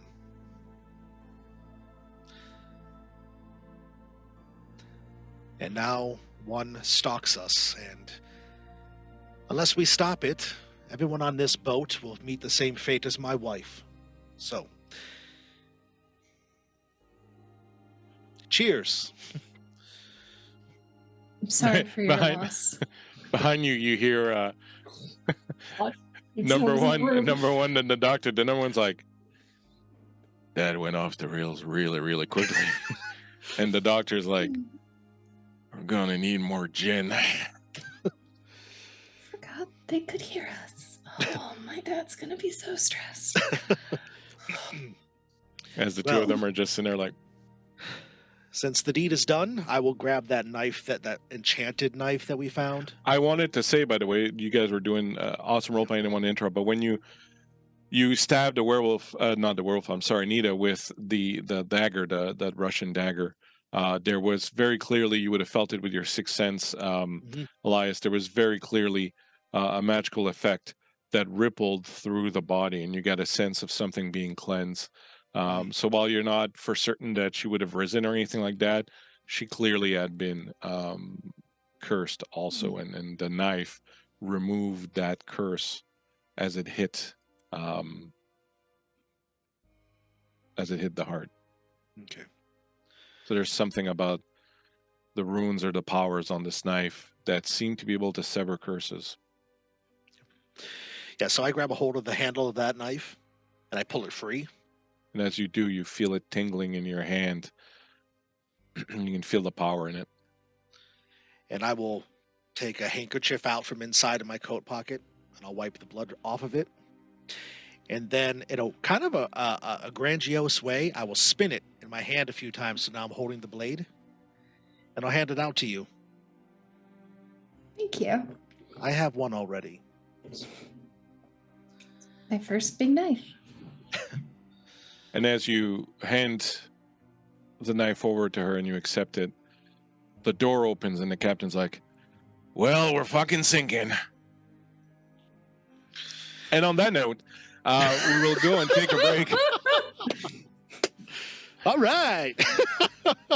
When we come back, we'll rewind time a little bit and go and see what was happening with Marguerite and Killian just before these prophetic or these alarmist words, perhaps by the captain. When we come back, we'll do that. But in the meantime, thank you so much to the Raiders, everyone watching. Thank you to some wonderful role play. It was totally great to watch that and these dark secrets start to come out. We'll go get a quick break. Don't go anywhere. We'll be right back with some more Vaesen ISA action. Thank you so much. See you in a little bit.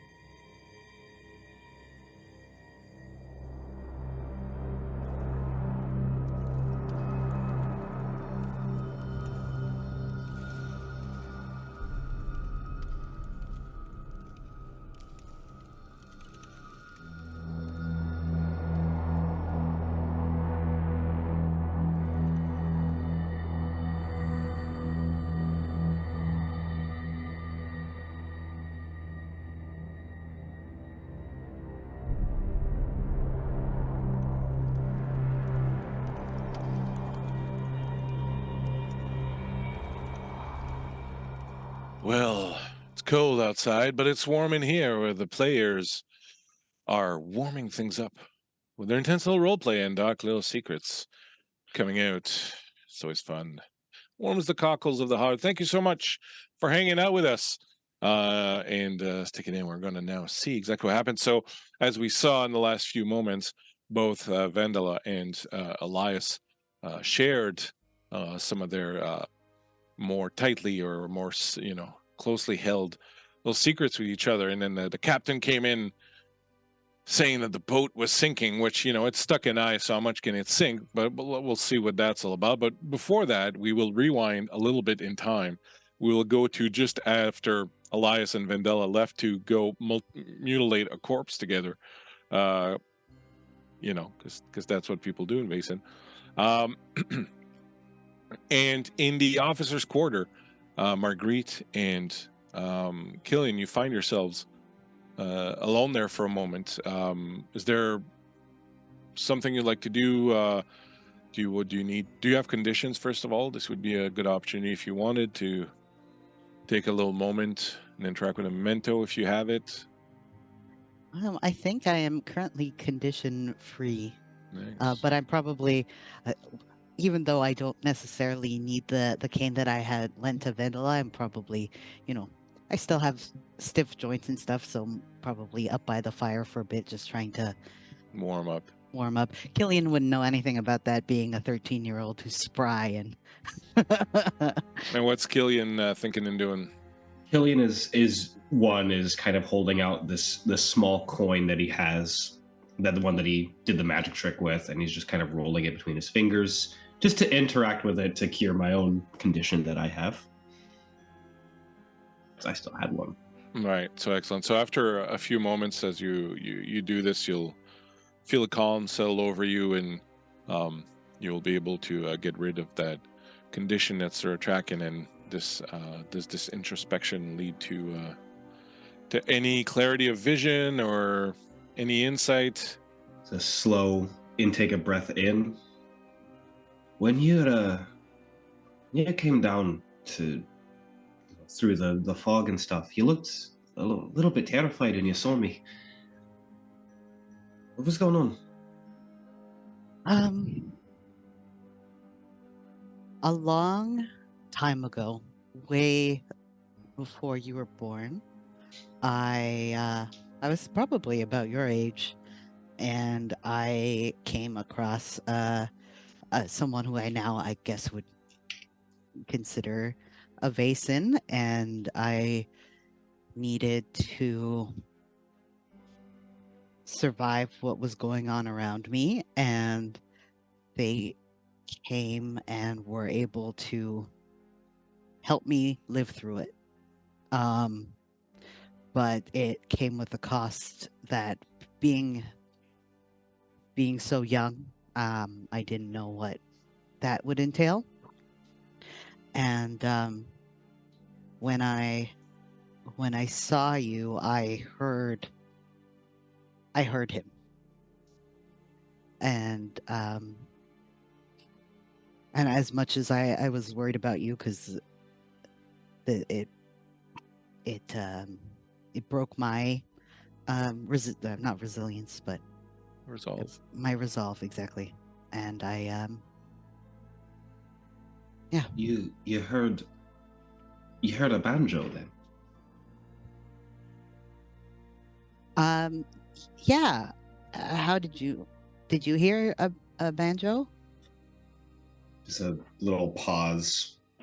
He kind of looks down at the coin, and as he rolls it, he kind of shows that one side is very blackened and burned.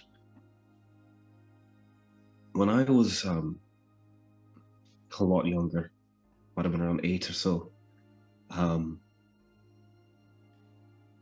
my mom and dad, something happened. I just remember hearing the window break, and then there was smoke everywhere. And I couldn't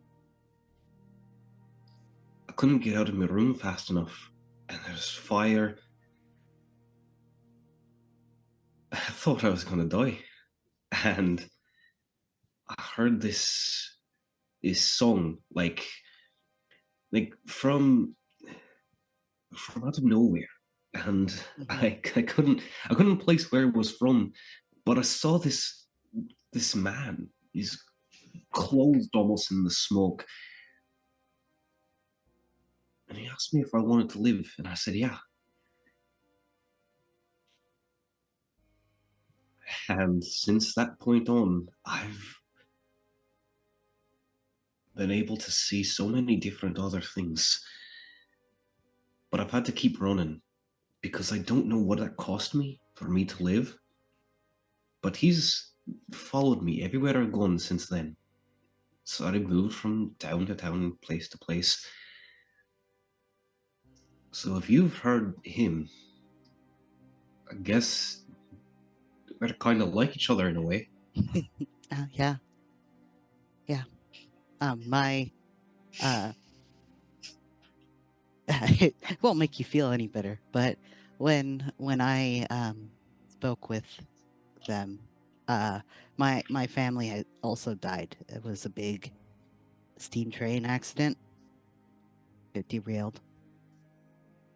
And it was really funny that just before we got on the train, I'd seen him, this grungy man playing the banjo, and we made eye contact. And at the time, I was like, I couldn't imagine.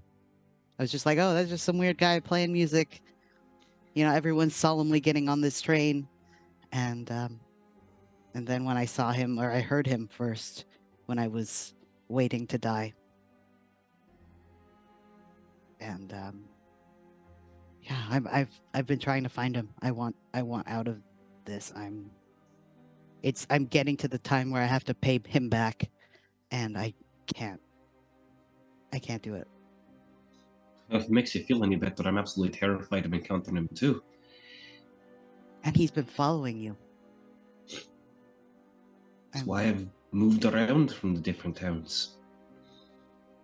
If it's all the same to you, I'll keep, that's happened to you a secret from, the soldier boy and pretty lady over there, but you could do the same for me. I will, absolutely. And I will take out, to show in kind, I take out a small black silk handkerchief from my pocket, and I just lay it in my hand and looking over at it, and I show you somewhat by waving it, and I've got you. I understand. So I always knew that you were probably the coolest one of the group. Well, next to me, of course. Thanks. That's part of my deal. So I get to be the coolest in any room.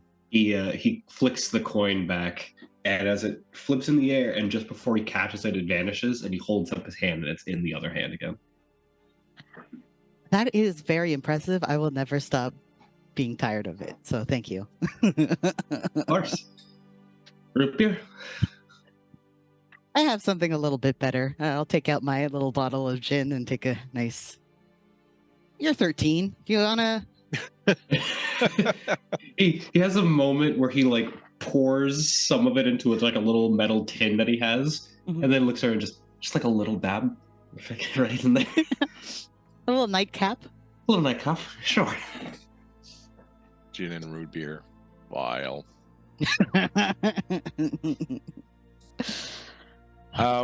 Is there anything else you would like to do as you are enjoying this little nightcap and sort of, reeling in the discoveries here? Is there something you'd like to pursue, or? How are you feeling? Do you want to stay? Listen, do you want to stay here, or do you want to see if there's, not exactly comfortable with the possibility that there's another beastie thing roaming around, even if injured? Yeah, we could find it. I'm sure your young eyes can see anything. So yeah, I think we could do that. All right, after you, I'll follow your lead. Kips up and heads to the door. As you go outside, you find that the wind has picked up a little bit, and it's still quite dark. It's still the middle of the night. The wind has picked up, as I said. The mist is kind of gone. It's receded a little bit, but the snow that's kind of blowing in is stinging your faces. And as you walk around, how about the two of you do quick investigation checks? In fact, yeah, do both separately. Both of you do them. It's fine. You're both kind of looking. Investigation, say. Investigation. Hey, man, what's up? Two successes. Oh, nice. I got one success.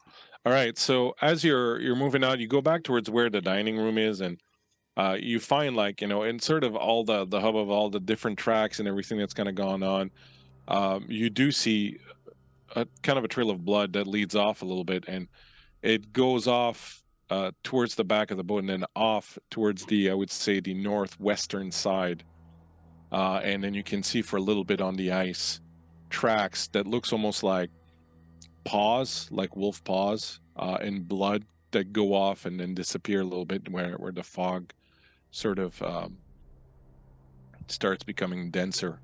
a little bit to the northwest of the area. Is that the same direction that the giant white fur thing went at the beginning when they carried someone off? Yes, that would be exactly that. And yes, there's Frenchie in here. I am the French. I am the French. That's right. I can make jokes about French because I'm French.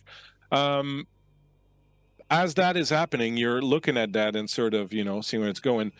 And you see the captain come running up the stairs from the hole down, and he sees you at the corner of his eyes like, you're going to want to hear this.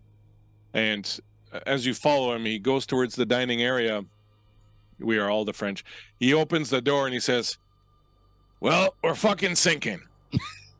And as you look beyond him, you see Vendela and Elias, each of them, both of them holding the knife together. And there's this bloody mess on the table. And behind him, the doctor and number one are sort of like they've seen some shit, and they're like just sort of like this. And everyone's kind of looking at the captain. Kevin's like, well, not quickly or anything, but we're definitely in trouble. Like, how quickly is not quickly exactly? Because not quickly could mean, oh, this could sink in like a couple days, but also not quickly could be like, in 2 hours we're going to be underwater. No, it's not like that. As long as there's ice, we're not going to sink, but it's a definite that if the ice were to thaw, we'd be in real trouble. We have to, he pulls out a little map and he goes to put it on the table and he sees Nita's bloody corpse there. Yeah, well, let's go over here maybe. Yep. And so he rolls it out. He says, we talked to Yor, and he said that it was, and he points to Nita, this woman who came to him earlier in the evening, knocked at his door and played a bit of a seductive game, he says, and next thing he knew, he was on the ground and passed out. So we suspect that he had nothing to do with this. She simply needed his axe to destroy the ship. She was certainly trying to render us unable to move, even if the ice did go. But unfortunately, the pipe bomb that she also decided to throw caused some damage that not only prevents us from moving because the engine is now damaged, but also is damaged the hull enough that we might be in trouble if this ice were to thaw, especially if it thaws very quickly. This leaves me with only one choice. We need to get some help. Now, the only place anywhere around here, and he rolls out the map, and if you want to look at the Albert Rodeo, you'll see the closest place around here is a little fishing town called Sorland, which is just to the northwest of here on a small island. We are fairly certain that the ice reaches all the way to there. We would need to send someone out there to get some help so that if and when this ice does break, the people here can be rescued as needed. My men are busy trying to make what repairs we can to the boat. And as there's some sort of, something out there that appears to be perhaps beyond our abilities to deal with, I hate to ask this of you, but I was wondering if you'd be willing to take the few hours walk northwest of here to the town to try and get some help for the rest of us here. I don't feel comfortable sending everybody out on the ice if there is some sort of issue. I don't want to risk everything, but I think a small group might be able to get out there and reach the town and see about getting some help, even if it's just seeing where the ice is leading to, and then perhaps being able to secure help either from dog sleds or boats if ever the ice were to let go. Perhaps now that these murders have occurred, there will be a change in that situation. Well, of course, we'd be more than willing to help, but our investigation is not entirely completed here. Do you think that perhaps you and yours could keep the rest of the passengers safe until we return? I dare think that whatever it is that's going on that you're investigating, I think it is what it is. The immediate threat of the boat sinking and everybody on board dying, to me, is a much more credible and knowable threat, and I would like to see it addressed. I will, however, sign number one here to go with you, if you should want. He grew up in and around these parts. He'll know the area fairly well. If you need some extra help, the doctor gets up, goes, I would like to volunteer to go also, if that's okay with you. I think perhaps it might be good to have my medical knowledge along, and to be perfectly honest, I think I'm about ready to leave this boat. It's doing some terrible things to to my will to live, to be honest.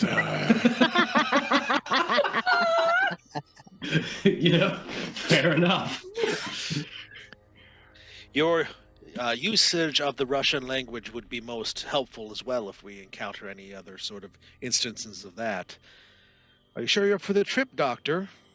Yeah, absolutely. And I'd like to be able to keep a close eye on Miss Vendella here in case the repairs that we've done don't hold. That's a bit of a ship joke. The repairs. Cute. Thank you. I appreciate it. And Captain, what's the lifeboat situation?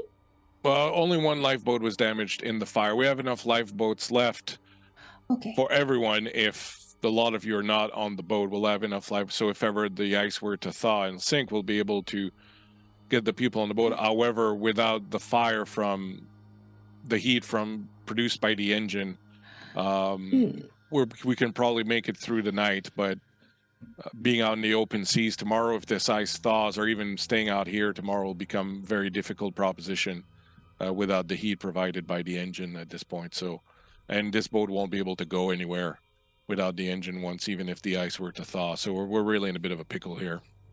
Right. We'll hit the stores and we'll get you outfitted properly to go out there. Anything you might need that we have, we will provide you. And if you happen to run into any sort of difficult to explain situations out there, well, I believe you'll be best equipped to handle it, which is why I'm asking this of you. Thank you. We will see to it at once.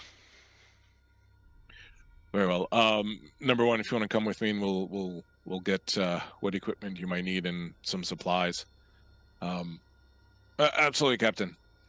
So I'll go, and the doctor's like, I don't want you to worry. I've operated several times while under the influence of alcohol. I am a steady hand at all times. And I will go and get my parka. Thank you, Dr. Ackerman. We find your bedside manner. Your tenebrious, I was going to say, manner very reassuring. I assure you. Thank you very much. I wish I could say the same about you, but he points at the two of you. You have some issues to resolve that are way beyond my ability to heal. So good luck with that. And Fair. And I will endeavor not to undo the work you did on my leg, because if you could.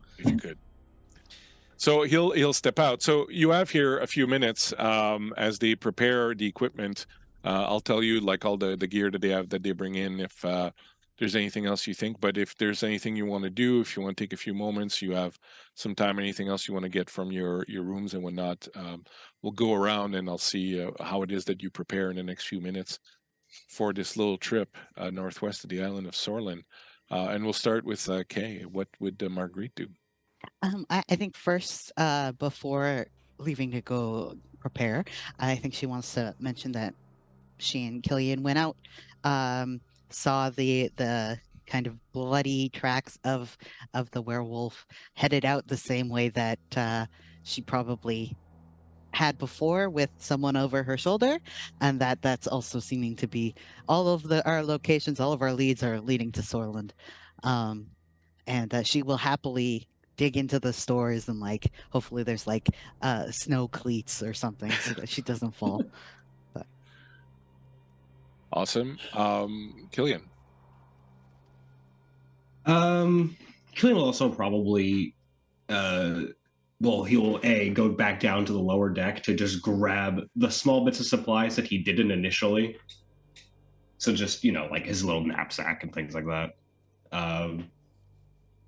And he will also run back to one of the 2 rooms that had the like expensive looking suits and things and just grab one and throw it on as a makeshift parka. Not a problem. Elias. Elias debates for a moment what to do with the portable library. If he should bring that with him, because it's in a trunk.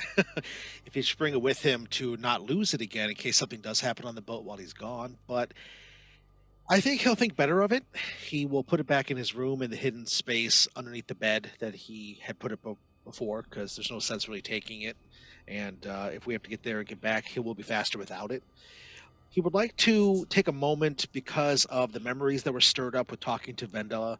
He would like to take a moment, and he reaches in underneath his vest, underneath his shirt, and he pulls out a locket.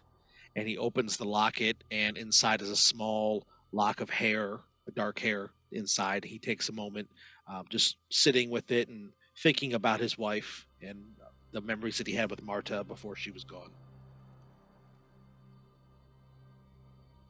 Awesome. And Vendela. I think Vendela is going to get her bow and any other important items from her room that she doesn't want to leave behind that are small enough to be on her person, like her journal, the branch that she has in her pocket. She gets her coat and scarf and gloves. And I would say, in regard to the portable library, she probably would request to bring a book on runes if that was included as a precaution. And then after she has all that squared away, she's going to take a moment and just kind of sit and just kind of twist the gold ring from her mother around on her finger and just kind of reflect. And it looks like a simple band that has a braided pattern, but if you look very closely, it's not actually like a braid. It's more like small leaves overlapping each other. And she's just kind of going to reflect on a night her mother was telling her a fairy tale. And as you do this, you get a sense that the vision that you saw earlier was a memory of your mother's that you saw when you were in your state after the werewolf attack, and that the little girl whose eyes you were looking through were possibly your mother's, and you recognize that the stick that she was holding is the one that you have. Oh, well then. That's surprise. Yeah, I'm gonna add that note. The captain and number 1 will return. So if you have conditions, you can erase them having interacted with your memento. They will return and they will bring you thick coats and pants and boots and mittens and hats and all that. These clothes will give you an advantage if called upon to make a force test to resist the cold. So note these on your thing. They have, if you want them, they have rifles. So anyone who wants a rifle can get a rifle. Number 1's got a rifle with a scope on it. Yeah, Elias will take one as well. He's not very good at it, but it's good to have. You can have it. They'll have cleats. Yeah, you wanted cleats, you can have cleats. They'll give you cleats so that you can walk on the ice. I wanted to ask, because I think I had mentioned it in one of our previous games, that letting number 1 have the rifle with the silver bullets.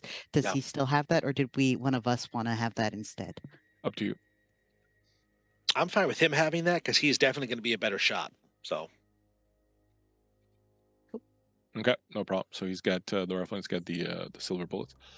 And I'm sorry, real quick. The winter clothes, they do what for us now? They give you advantage on a roll, on the force roll. So if I recall for a force roll to resist the cold, you get an extra 2 dice. Thank you. They'll have a little bit of rations also, and a couple lanterns, and like I said, cleats for you all. And they will give you like a first aid kit and they will give you like fire starting kit, so you can quickly source it up. You have a map also. One other thing that Elias will do right before we set out is first he'll check to make sure that the revolver that he has taken is in working order, seems to be okay. And then he's going to actually take one of the blankets off of the bed, and he's going to actually take his Bowie knife and cut it down to size so that he can actually wrap it around Reginald, because schnauzers actually have hair, not fur, so he would get very, very cold as well. So he's going to make him a little makeshift, dare I say, like a doggy jacket blanket thing. Or you could make him also like a carry thing also, if you wanted, like to have carrying him on your back or whatever, so you can get some of the heat from your or on your chest if you wanted. Well, to. I'll say that maybe it is. I don't know how big he is. Well, he's a standard schnauzer, so he's about 40 pounds. Oh, well, okay. Yeah, he's a medium-sized dog. Yeah. If he's on your back, it's easier. We're good. Yeah. Baby Bjorn him. So. The doctor will come along. He's also got some winter clothes, and he's got his medicine bag with him. And number one's along for the ride also. The captain will say, all you have to do is reach the town and then see how they can help us. And you should make it in about 3 hours walk time, I would estimate. We've, as far as we can tell, the weather continues to be a little strange up here, so I'm not exactly sure what you'll encounter, but well, on the off chance that anyone here knows, what currency do they take on that town there? it'll be Norway, so it'll take Norwegian krona. Oh, fantastic! All right then. I would say if there's if no one has a compass on them, might be good to get one if that's included in the gear. Oh, absolutely, and he'll reach into his pocket and he'll pull it out, and it looks like a stopwatch maybe, or something like on a chain, like one of those, not a stopwatch, like one of those old-fashioned watches on a chain, but when he unhooks it, he hands it to you. You can see that on one side is a watch, and on the other side is a compass. Thank you. He'll hand that to you. I wouldn't mind getting that back if you all survive the werewolves and whatever is out there. Dragons, I don't know. Look, We'll you miss know, it. I'm figuring. All right, well, thank you so much. You're doing a great service to everybody else that's on board here. We'll keep everyone else as warm as we can. We'll break down the furniture and get some fires going in the dining room, and pull some guards out. And, well, hopefully if there's a monster out there, you run into him before we do. Hope so. Love your faith in us, truly. So you will set out along with the captain, number one, and the doctor. You head out along the ice, and it's not long before you hit the mist again. And you're realizing that the mist is the ice that's melting, but it never seems to kind of go away or disappear or so it's kind of like being rebuilt as soon as it sort of evaporates a little bit and starts to melt. It seems to, like, you know, it's super solid wherever you go, and there's like a good sort of thickness to it. When you start heading out, eventually you also all realize the trail of blood that leads away into that northwest, into that kind of area. You're walking for a while, and it is dark, and there is that mist, and you're on the ice, and even though the ice is fairly thick, you can't help but feel a little bit of anxiety about it as it shifts and constantly making like noises, and you don't see cracks or anything like that, but you definitely feel that it's working as you're walking along. And the idea with the compass was a good one, because in the mist you realize 10 minutes after you've left, if you lost sight of everybody, you'd be lost. You couldn't even get back to the boat. Like, you could see the lights of the boat for a little while. They had a few of the lamps that were still lit, the oil lamps that they had. But like 10 minutes into it, you don't see anything anymore. It's just this dark, cloying mist that's sort of around you. And Elias, your sixth sense is just like pinging off constantly, like you're in the middle of this. And as you're walking, number one will say, is it always like this? Deathly cold and with the threat of death everywhere around you? I don't know what it is. I just feel like it's like, it feels oppressive. Like there's something that's just almost like there's always something just in a corner of my vision, and that is constantly sort of following me and enveloping me. It's very unsettling. I can't say that I like it. And I give him a pat on the back, like, you'll get used to it.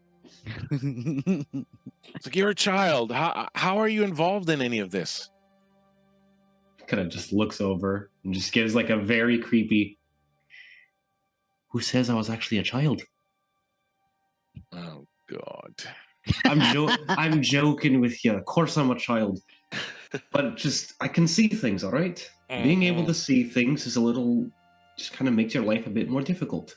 So you gotta grow up faster. Besides, I'm from Ireland. You have to grow up fast anyway. Well, I hope you get to see it again someday. I sure hope I get to see my village someday again. Don't worry, number one. Although he is a child, he is well versed in this by now. Actually, number one, if you don't mind me asking, what is your first name? First name is... Hold on. I don't remember. I've been calling him number one for 3 weeks. Where is he? There you go. The characters. Hans Lodval. Well met, Hans. And so now that we know his first name, he takes off his red shirt and he puts it away. And Good try. Good try. and he has been upped to main NPC status. So You do remember the captain's name is Captain Lundvik, so that thought you had that maybe this was his son because they look so much alike. Apparently, yes. is not the case. Yes, my name's Hans. Yes, Sorry, it's just number one. It's just an old tradition on the boats here. Well met, Hans. I will remember it fondly. One of my closest friends, Hans Christian Andersen, a fellow writer, he has been known to spend some time with me as well. So I'll remember that. It's a very name that means much to me. So let us progress, shall we? As you walk in the... Sorry, go ahead. Yeah, Venlo was just like, oh, you're friends? That's amazing. Oh, I know many in the literary circle. My travels have taken me all over. But And here you are, stuck in the middle of the ice, in the middle of the ocean. How does that even happen? Well, I wouldn't say I'm a very good writer, not as good as the playwright that Miss Klein apparently is. I say, kind of looking at my companions. But I make do. I never really got into theater. Just all that yelling, it's just kind of off-putting at times. It's understandable. A good book, you can sit down and get into that, you know. Mm-hmm. I've read your work, Mr. Johansson, and you do yourself a disservice by diminishing your talent. Your tales are quite chilling, and they've given me quite a few spine-tingling moments. They tingle my spine as well. He's not as good as Oscar Wilde, but he's a very good job. Well, who truly is? I mean, I do have a question though. Of course. So, and he points at Killian. It's not really your son, is it? We all have a part to play, including you, Hans. So. And then he looks at you and goes, "So you, Killian?" He goes, "So you don't have a ticket, do you?" No, but I have about 5,000 krona. He worked hard for it. How much krona do you have, number one? Not that many, but I get to ride for free. Well, So I have did he. 5,000. I got to ride for free too. But the lifestyle you lead, jumping on, you just picked the wrong boat this time, did you? I bet you're starting to regret it. Maybe a little bit, but the company's not as bad as what I'm used to having. And as you say that, the doctor comes up to you and goes, "How's it like, Missy? Are you okay? Would you like some medicine?" I think right now I'm gonna, at least while we're on the ice, I want to keep my head clear. So it's tough, but me I'm too. managing. Mm-hmm.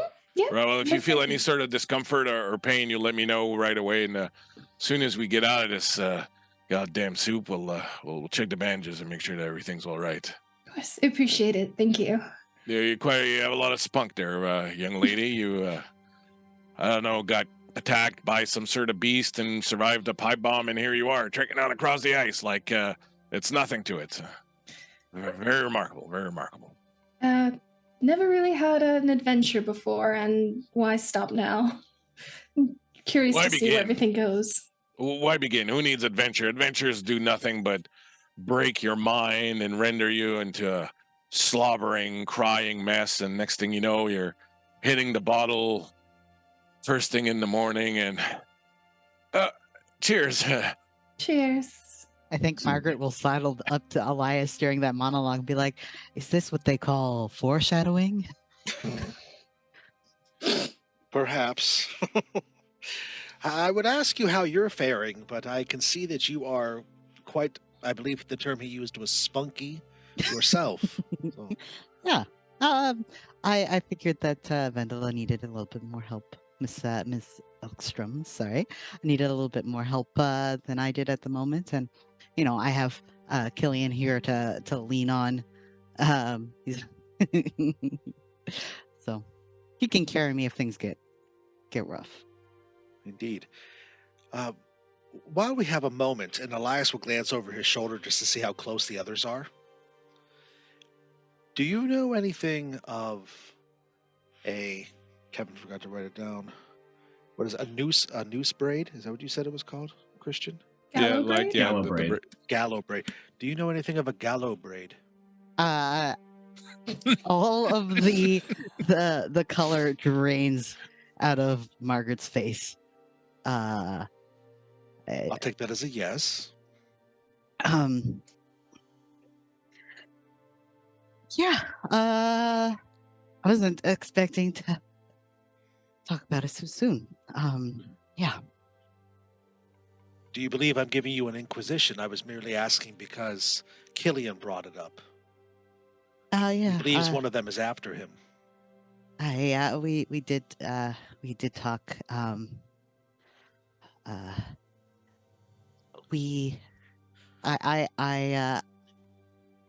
made a pact with Gallowbraid when I was very young, to survive an accident, and yeah, I heard his music while you were in a fugue of sorts, when we were in the dining room right before the bomb went off. You could tell that Elias was not expecting you to say this. So he actually stops walking for a moment, and then he looks at you. You heard it when you saw me in my fugue state. Well, not you specifically. It led me to Killian, and I know. I think he might have gotten on the wrong side of Gallowbraid at some point, or maybe Gallowbraid has plans for him. I'm not 100% sure, but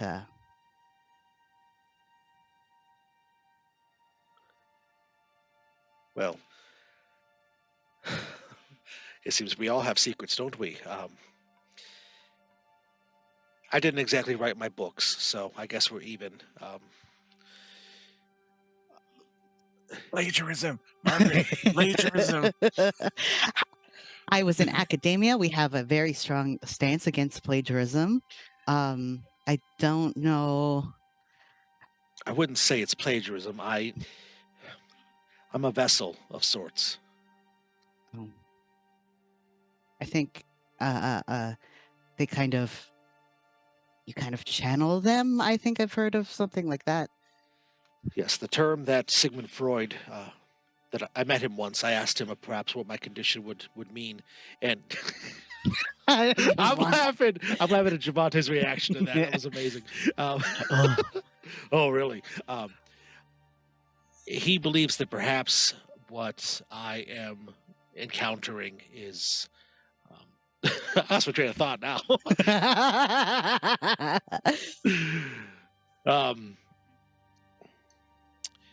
automatic writing was the term that I had been told. Is when you are outside yourself as you write. Many writers do this, but might perhaps mean more. We will have to talk about this more. I don't think now here on the ice is the place for this, but I am interested to hear more about this Galabraid because I was not aware that you had interactions yourself. Yeah. Long time ago, and I'm part of why I joined the society was to try and find him and get out of my contract. But other times maybe. Yes. Yes. I'll So give you'll Reginald a nice pat on the head. Reginald's like just kind of drowsy, you know. Oh, no, you're not carrying him, right? You're not carrying him. No, he's walking right now. Okay. He's having a grand old time, running off into the dark. Oh, Oh, good. No, I'm not sure that's already. no, I'm kidding. So you'll continue walking on the ice. It gets quite cold, but thanks to the jackets and everything that you're wearing, eventually, as you're walking, you start hearing in the distance, coming through the mist, a bell that's ringing, but it's very like once in a while, almost like maybe it's being pushed by the wind, and it's not always kind of going all the way out and coming back enough to clang. But then once in a while, you hear like a clang. Then it'll be a while, then you'll hear like a couple, and the number one will say, "That's probably one of the ship's warnings bells. We're probably getting close." And then as he says that, just sort of out of nowhere, suddenly looming in front of you out of this mist, you see a city start to emerge out of this mist. You start seeing lights. There's a few lamps throughout that are attached. There are boats that are docked.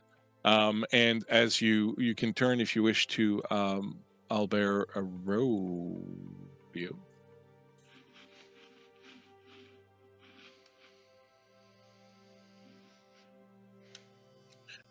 As you are approaching the land, you see the lights of the city and on some of the ships, and hearing that bell clang.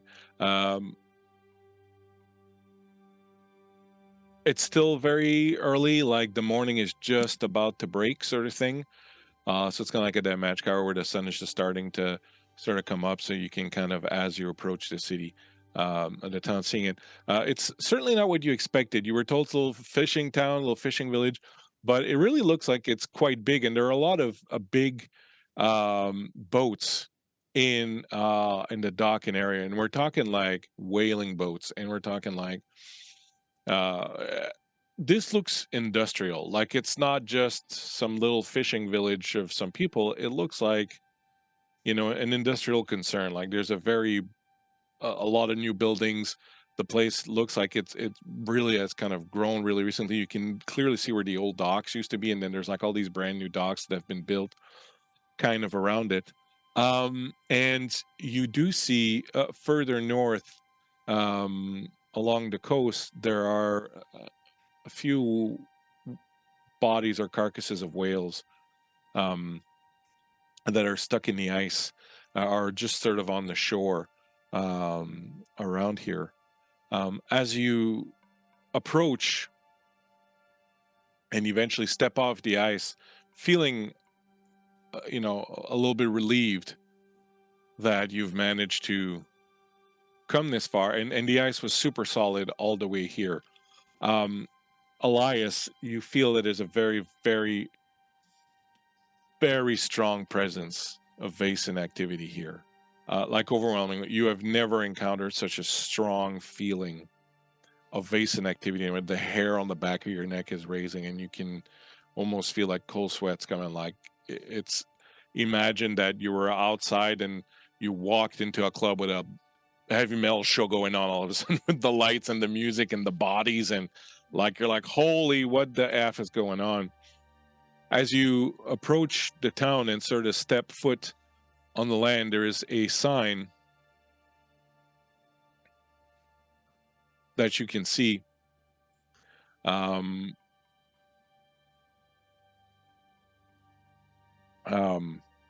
going to pop up here on the screen in a minute, but you guys can see, there you go. You see a sign that welcomes you to the town of Sorland. The sign looks kind of old, but it looks like some planks were added sort of beneath it recently, and it says Fiskdreperes Commercial Fisheries, a division of Lockspindler Industries. Sorry, might have to clear my throat here. Okay. So since I feel all of that, I will say to the others, everyone be wary. We might not be alone here. You start walking into town, and the first thing you realize is how quiet and how little activity there is. You notice that the bell that's ringing once in a while is a bell that's on like a little buoy that's kind of stuck in the ice near the entrance, and once in a while the wind picks it up enough that it kind of clangs a little bit. The lighthouse you see is not operating. The quiet that pervades the area is not the quiet of a nice, peaceful town. It's the quiet of something wrong, the quiet of something's not the way it should be. It's that kind of oppressive quiet that tells you something bad has happened or is about to happen, perhaps. And as you walk in,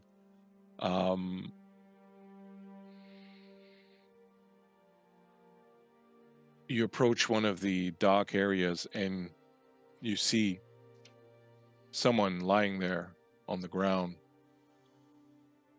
And as you keep moving forward towards them, you see another person a little bit further, and then you start realizing that there are quite a number of these people lying around, looking like they've fallen pretty much where they were, frozen completely,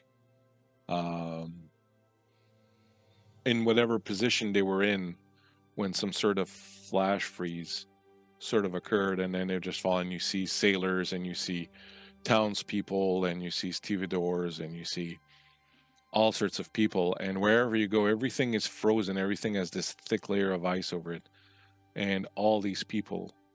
And as you're walking into the town, you see that it's dozens and dozens, and eventually you're pretty certain hundreds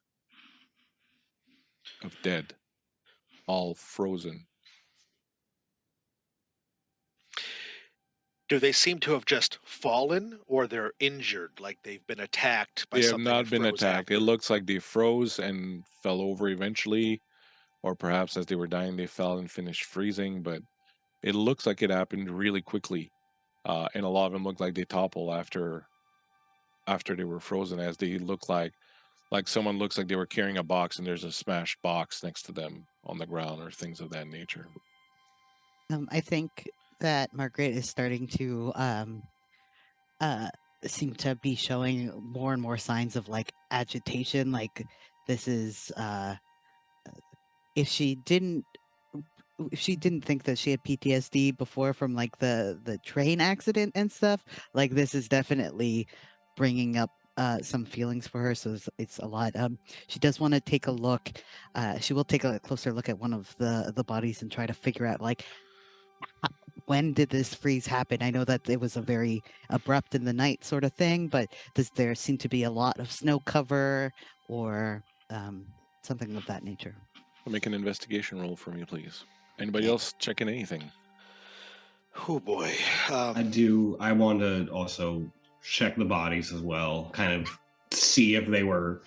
I just want to see if I could figure out if anything's going on. Like everything's frozen.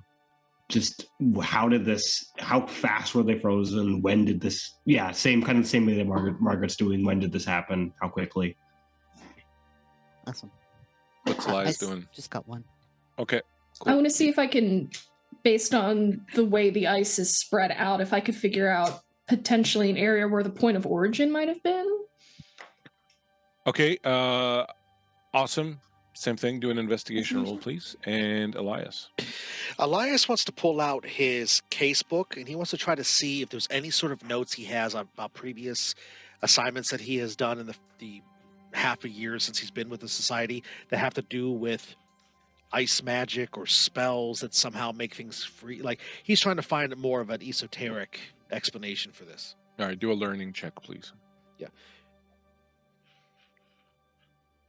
I got a 1 on my end, investigation-wise. Okay. I got nothing. Elias has 1 success.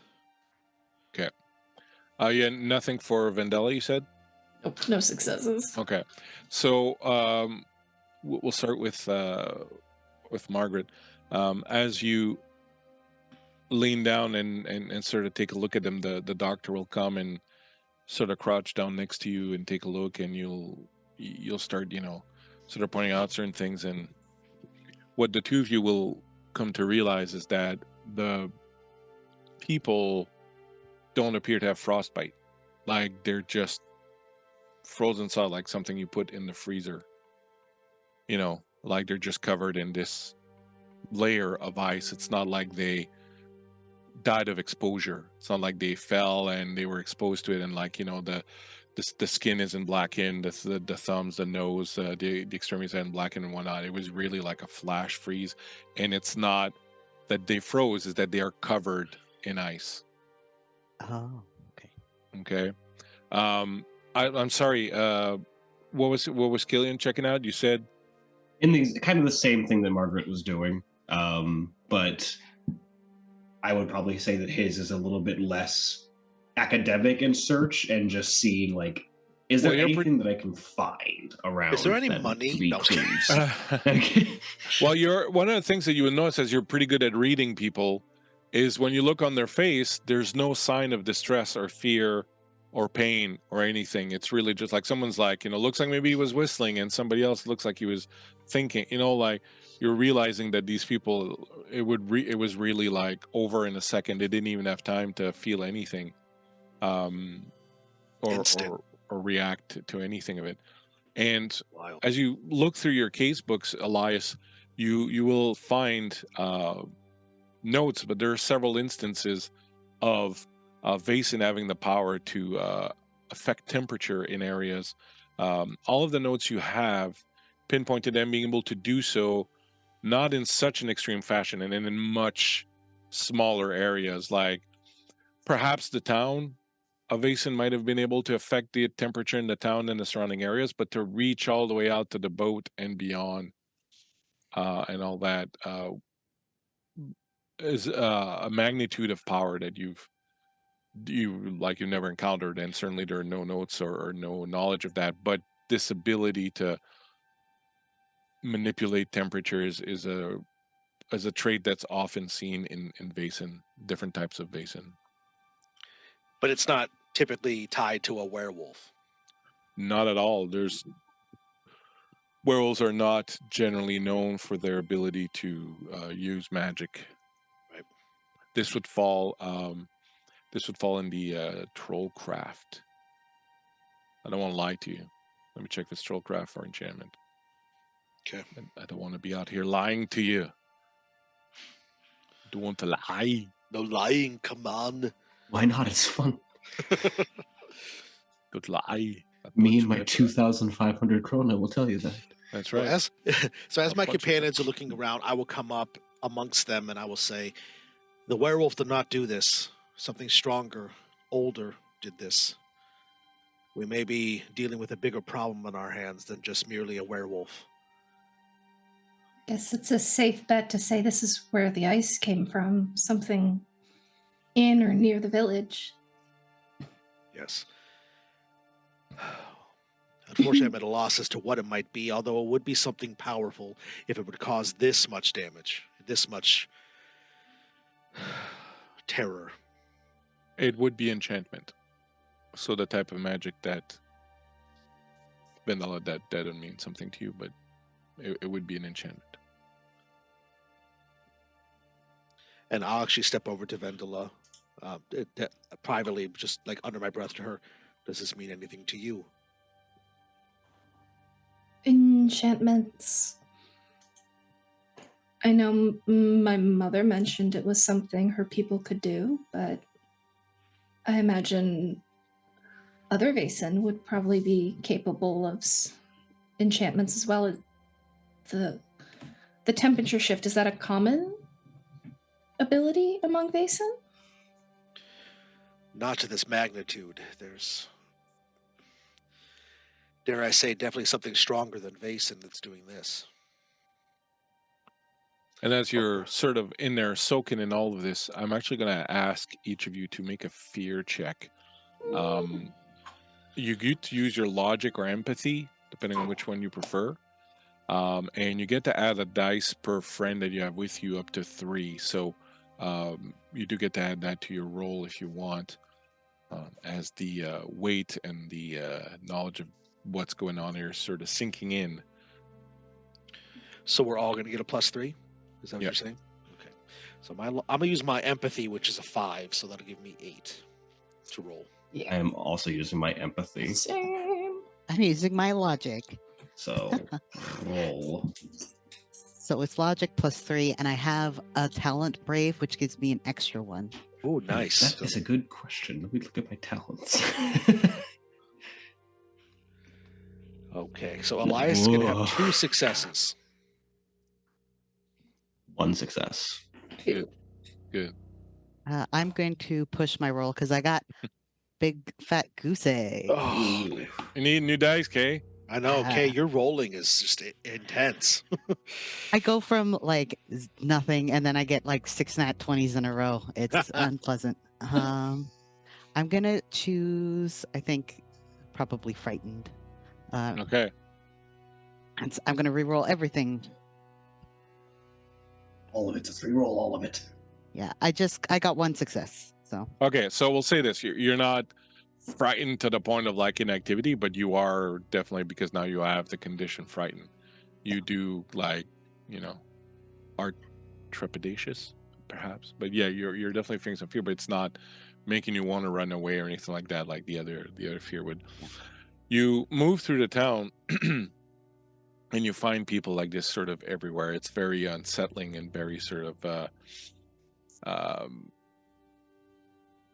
it's just beyond anything you've encountered, really. As you're walking through a town, the one place that kind of grabs your attention is near the docks areas. There's the main office for the fishing company. You can see the sign outside, and if there's any information to be gained about what's been going on around here, you figure is probably in that office. You'll head up in there. As you arrive in the office, you will open the door and get in there. You're relieved to realize that I keep making the maps. There should probably be a little bit smaller, a little bit bigger, but that's fine. The doctor's with you, and number 1's with you. We'll find number 1 somewhere. Here's number 1. So number 1 will go in first, with his rifle. I'll check it out, and so there doesn't appear to be any bodies in here. The door, in fact, was ajar when you approached it. But you find yourselves in the fishery, the fiskdrippers office, and it looks like people got either like in the middle of things, like there's books open and paperwork that was being done. There's like something kind of half written in typewriter. You can definitely see like the embers in the fire that have kind of died down, and it really feels like it's very eerie because there's nothing wrong inside this place. Like all the frost and all the ice is on the outside and so forth. Inside it's cold now because there hasn't been a fire in a while, and it's kind of dark because none, the lights at the wicks have all burned out and whatnot. But it feels very much like life interrupted. Like there was life going on and then suddenly there wasn't anymore. And there's this particular feeling, and I don't know if any of you have ever experienced this, but there's kind of a particular feeling when you walk into a room that was just vacated by somebody else, like a lingering presence of someone else having been there, and like now this emptiness feels like, it was just animated, and that's what it feels like to walk in here. This sort of strange sense that life really kind of stopped here, like on a dime, like very, very abruptly. And the book's sort of still open, the half-eaten pastry, with the half-drank cup of tea on the corner of the desk and all that. As you move in here, if you would, if you want to check it out, you can make some investigation rolls, and we'll see what you come up with. Absolutely. I would like to reach out with the sixth sense, as always, to see if At that this presence point, is something. the entire area is so suffused with this feeling of the supernatural that it's impossible to kind of pinpoint things. Like it's just this huge soup of it. Like it's difficult. I will say that I'll tell you what. I'll say that you're sensing that there's something north of here. Like it's kind of soup, a little bit more soup. Like there's just that very thin kind of feeling that perhaps to the north there's something a little bit stronger, maybe. That you're kind of picking up on. I'll file that away. And then I'll look around with my companions to see if there's anything going on. Just got one success. It's investigation, correct? Devil's number. I got 3 successes. Nice. Awesome. All right. That'll be good enough. Okay. Well, the 666. Yeah, I'm not going to push it because we got a 666 going. Yeah. So you'll find a bunch of stuff that I'll tell you about between games. Like you find like winter jackets and binoculars and some other gear like that you can pick up if you want. We'll deal with that in between games. It's not super important right now. You do find a flare gun though, which is interesting. But anyways, so we'll deal with that in the interim. So going through the office, first thing you find bunch of papers here and there, of course. You can read that Lockspindler, which is the parent company of the fisheries that's here. So the Fiskgripper is the fishery operation per se, and then Lockspindler is the overall kind of parent company. Installed itself here over local protests a little over a year ago. It turned a little fishing village into a commercial whaling center. Recent reports indicate the place is being overfished. There are memos that tell local managers to keep going regardless. There's a lot of paperwork that details the devastating effects of their practice on the area, including how it's destroying the environment, the fish and whale population, and even the town itself. But everything is consistently being signed off on, and orders are being given to continue, as they are, sort of thing. You find a memo dated from a week ago, and it's a little handwritten note that says, "Those crazy wood ladies were here again this morning, Gunner, threatening some disaster or other if we don't pack up and go. I had Grutla and the others kick them out, but they're becoming a real nuisance. They're even agitating the villagers. 4 of our boys got jumped and beaten to a pulp last night when they went to town to get a drink. I think it's time you call that guy you know in Oslo, the one who helped us with our little problem in Overstead. Brynjar, was it? Get him here on the next boat we have, and let's sort out this issue once and for all. He freaks me out, but better him than those crazy old hags." You find some more paperworks and maps that are detailing an expansive and expanding operation for Lockspindler, including places like Narvik and Ostersund. It also lists several other companies tied to Lockspindler, like Sodra Timber Company, Jorgraver Mining Company, land management companies, urban development companies, etc. And because it's been so long, I doubt Kevin remembers, but upon reading this, Elias remembers the name Narvik as being the town that you went to in the north.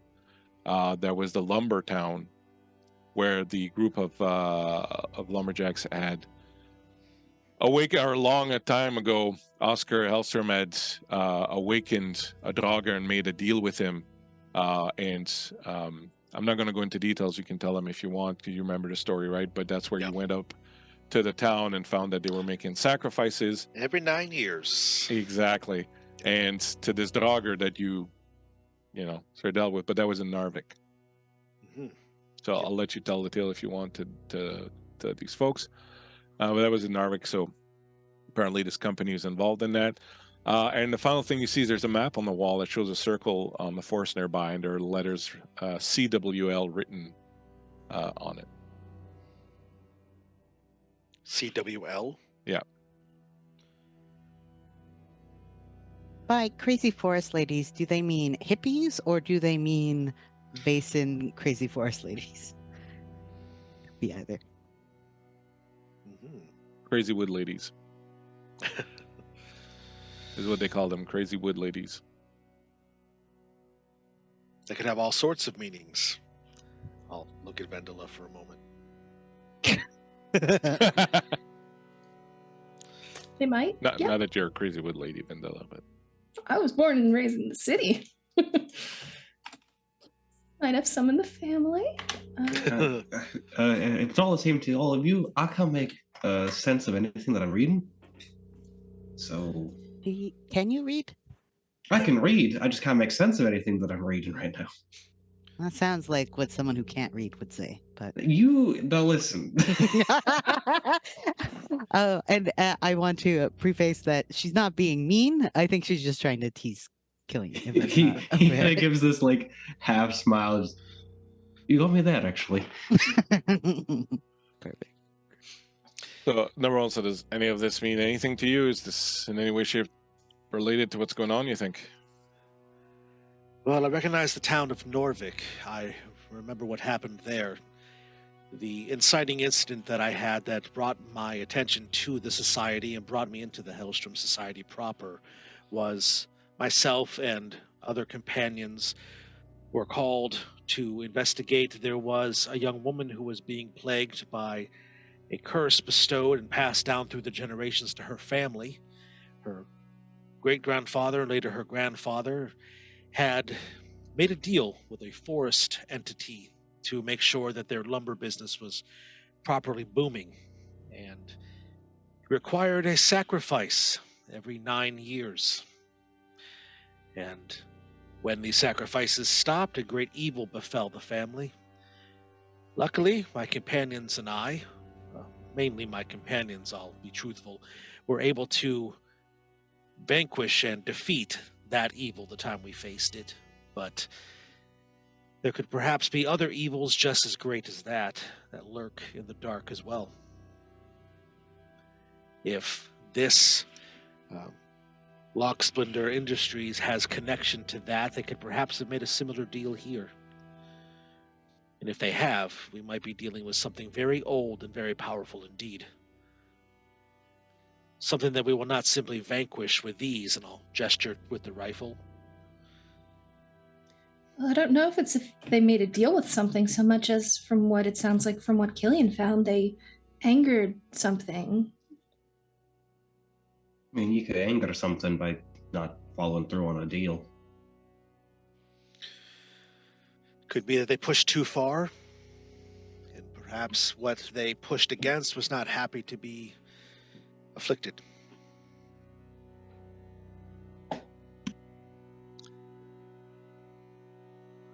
I dare wonder what perhaps these crazy women of the wood might actually be. Messengers of sorts, or perhaps something else. Heralds, perhaps, that were trying to warn those here to perhaps not push as far as they did. If there were great protests in the town here to stop them from expanding, then perhaps there was resistance.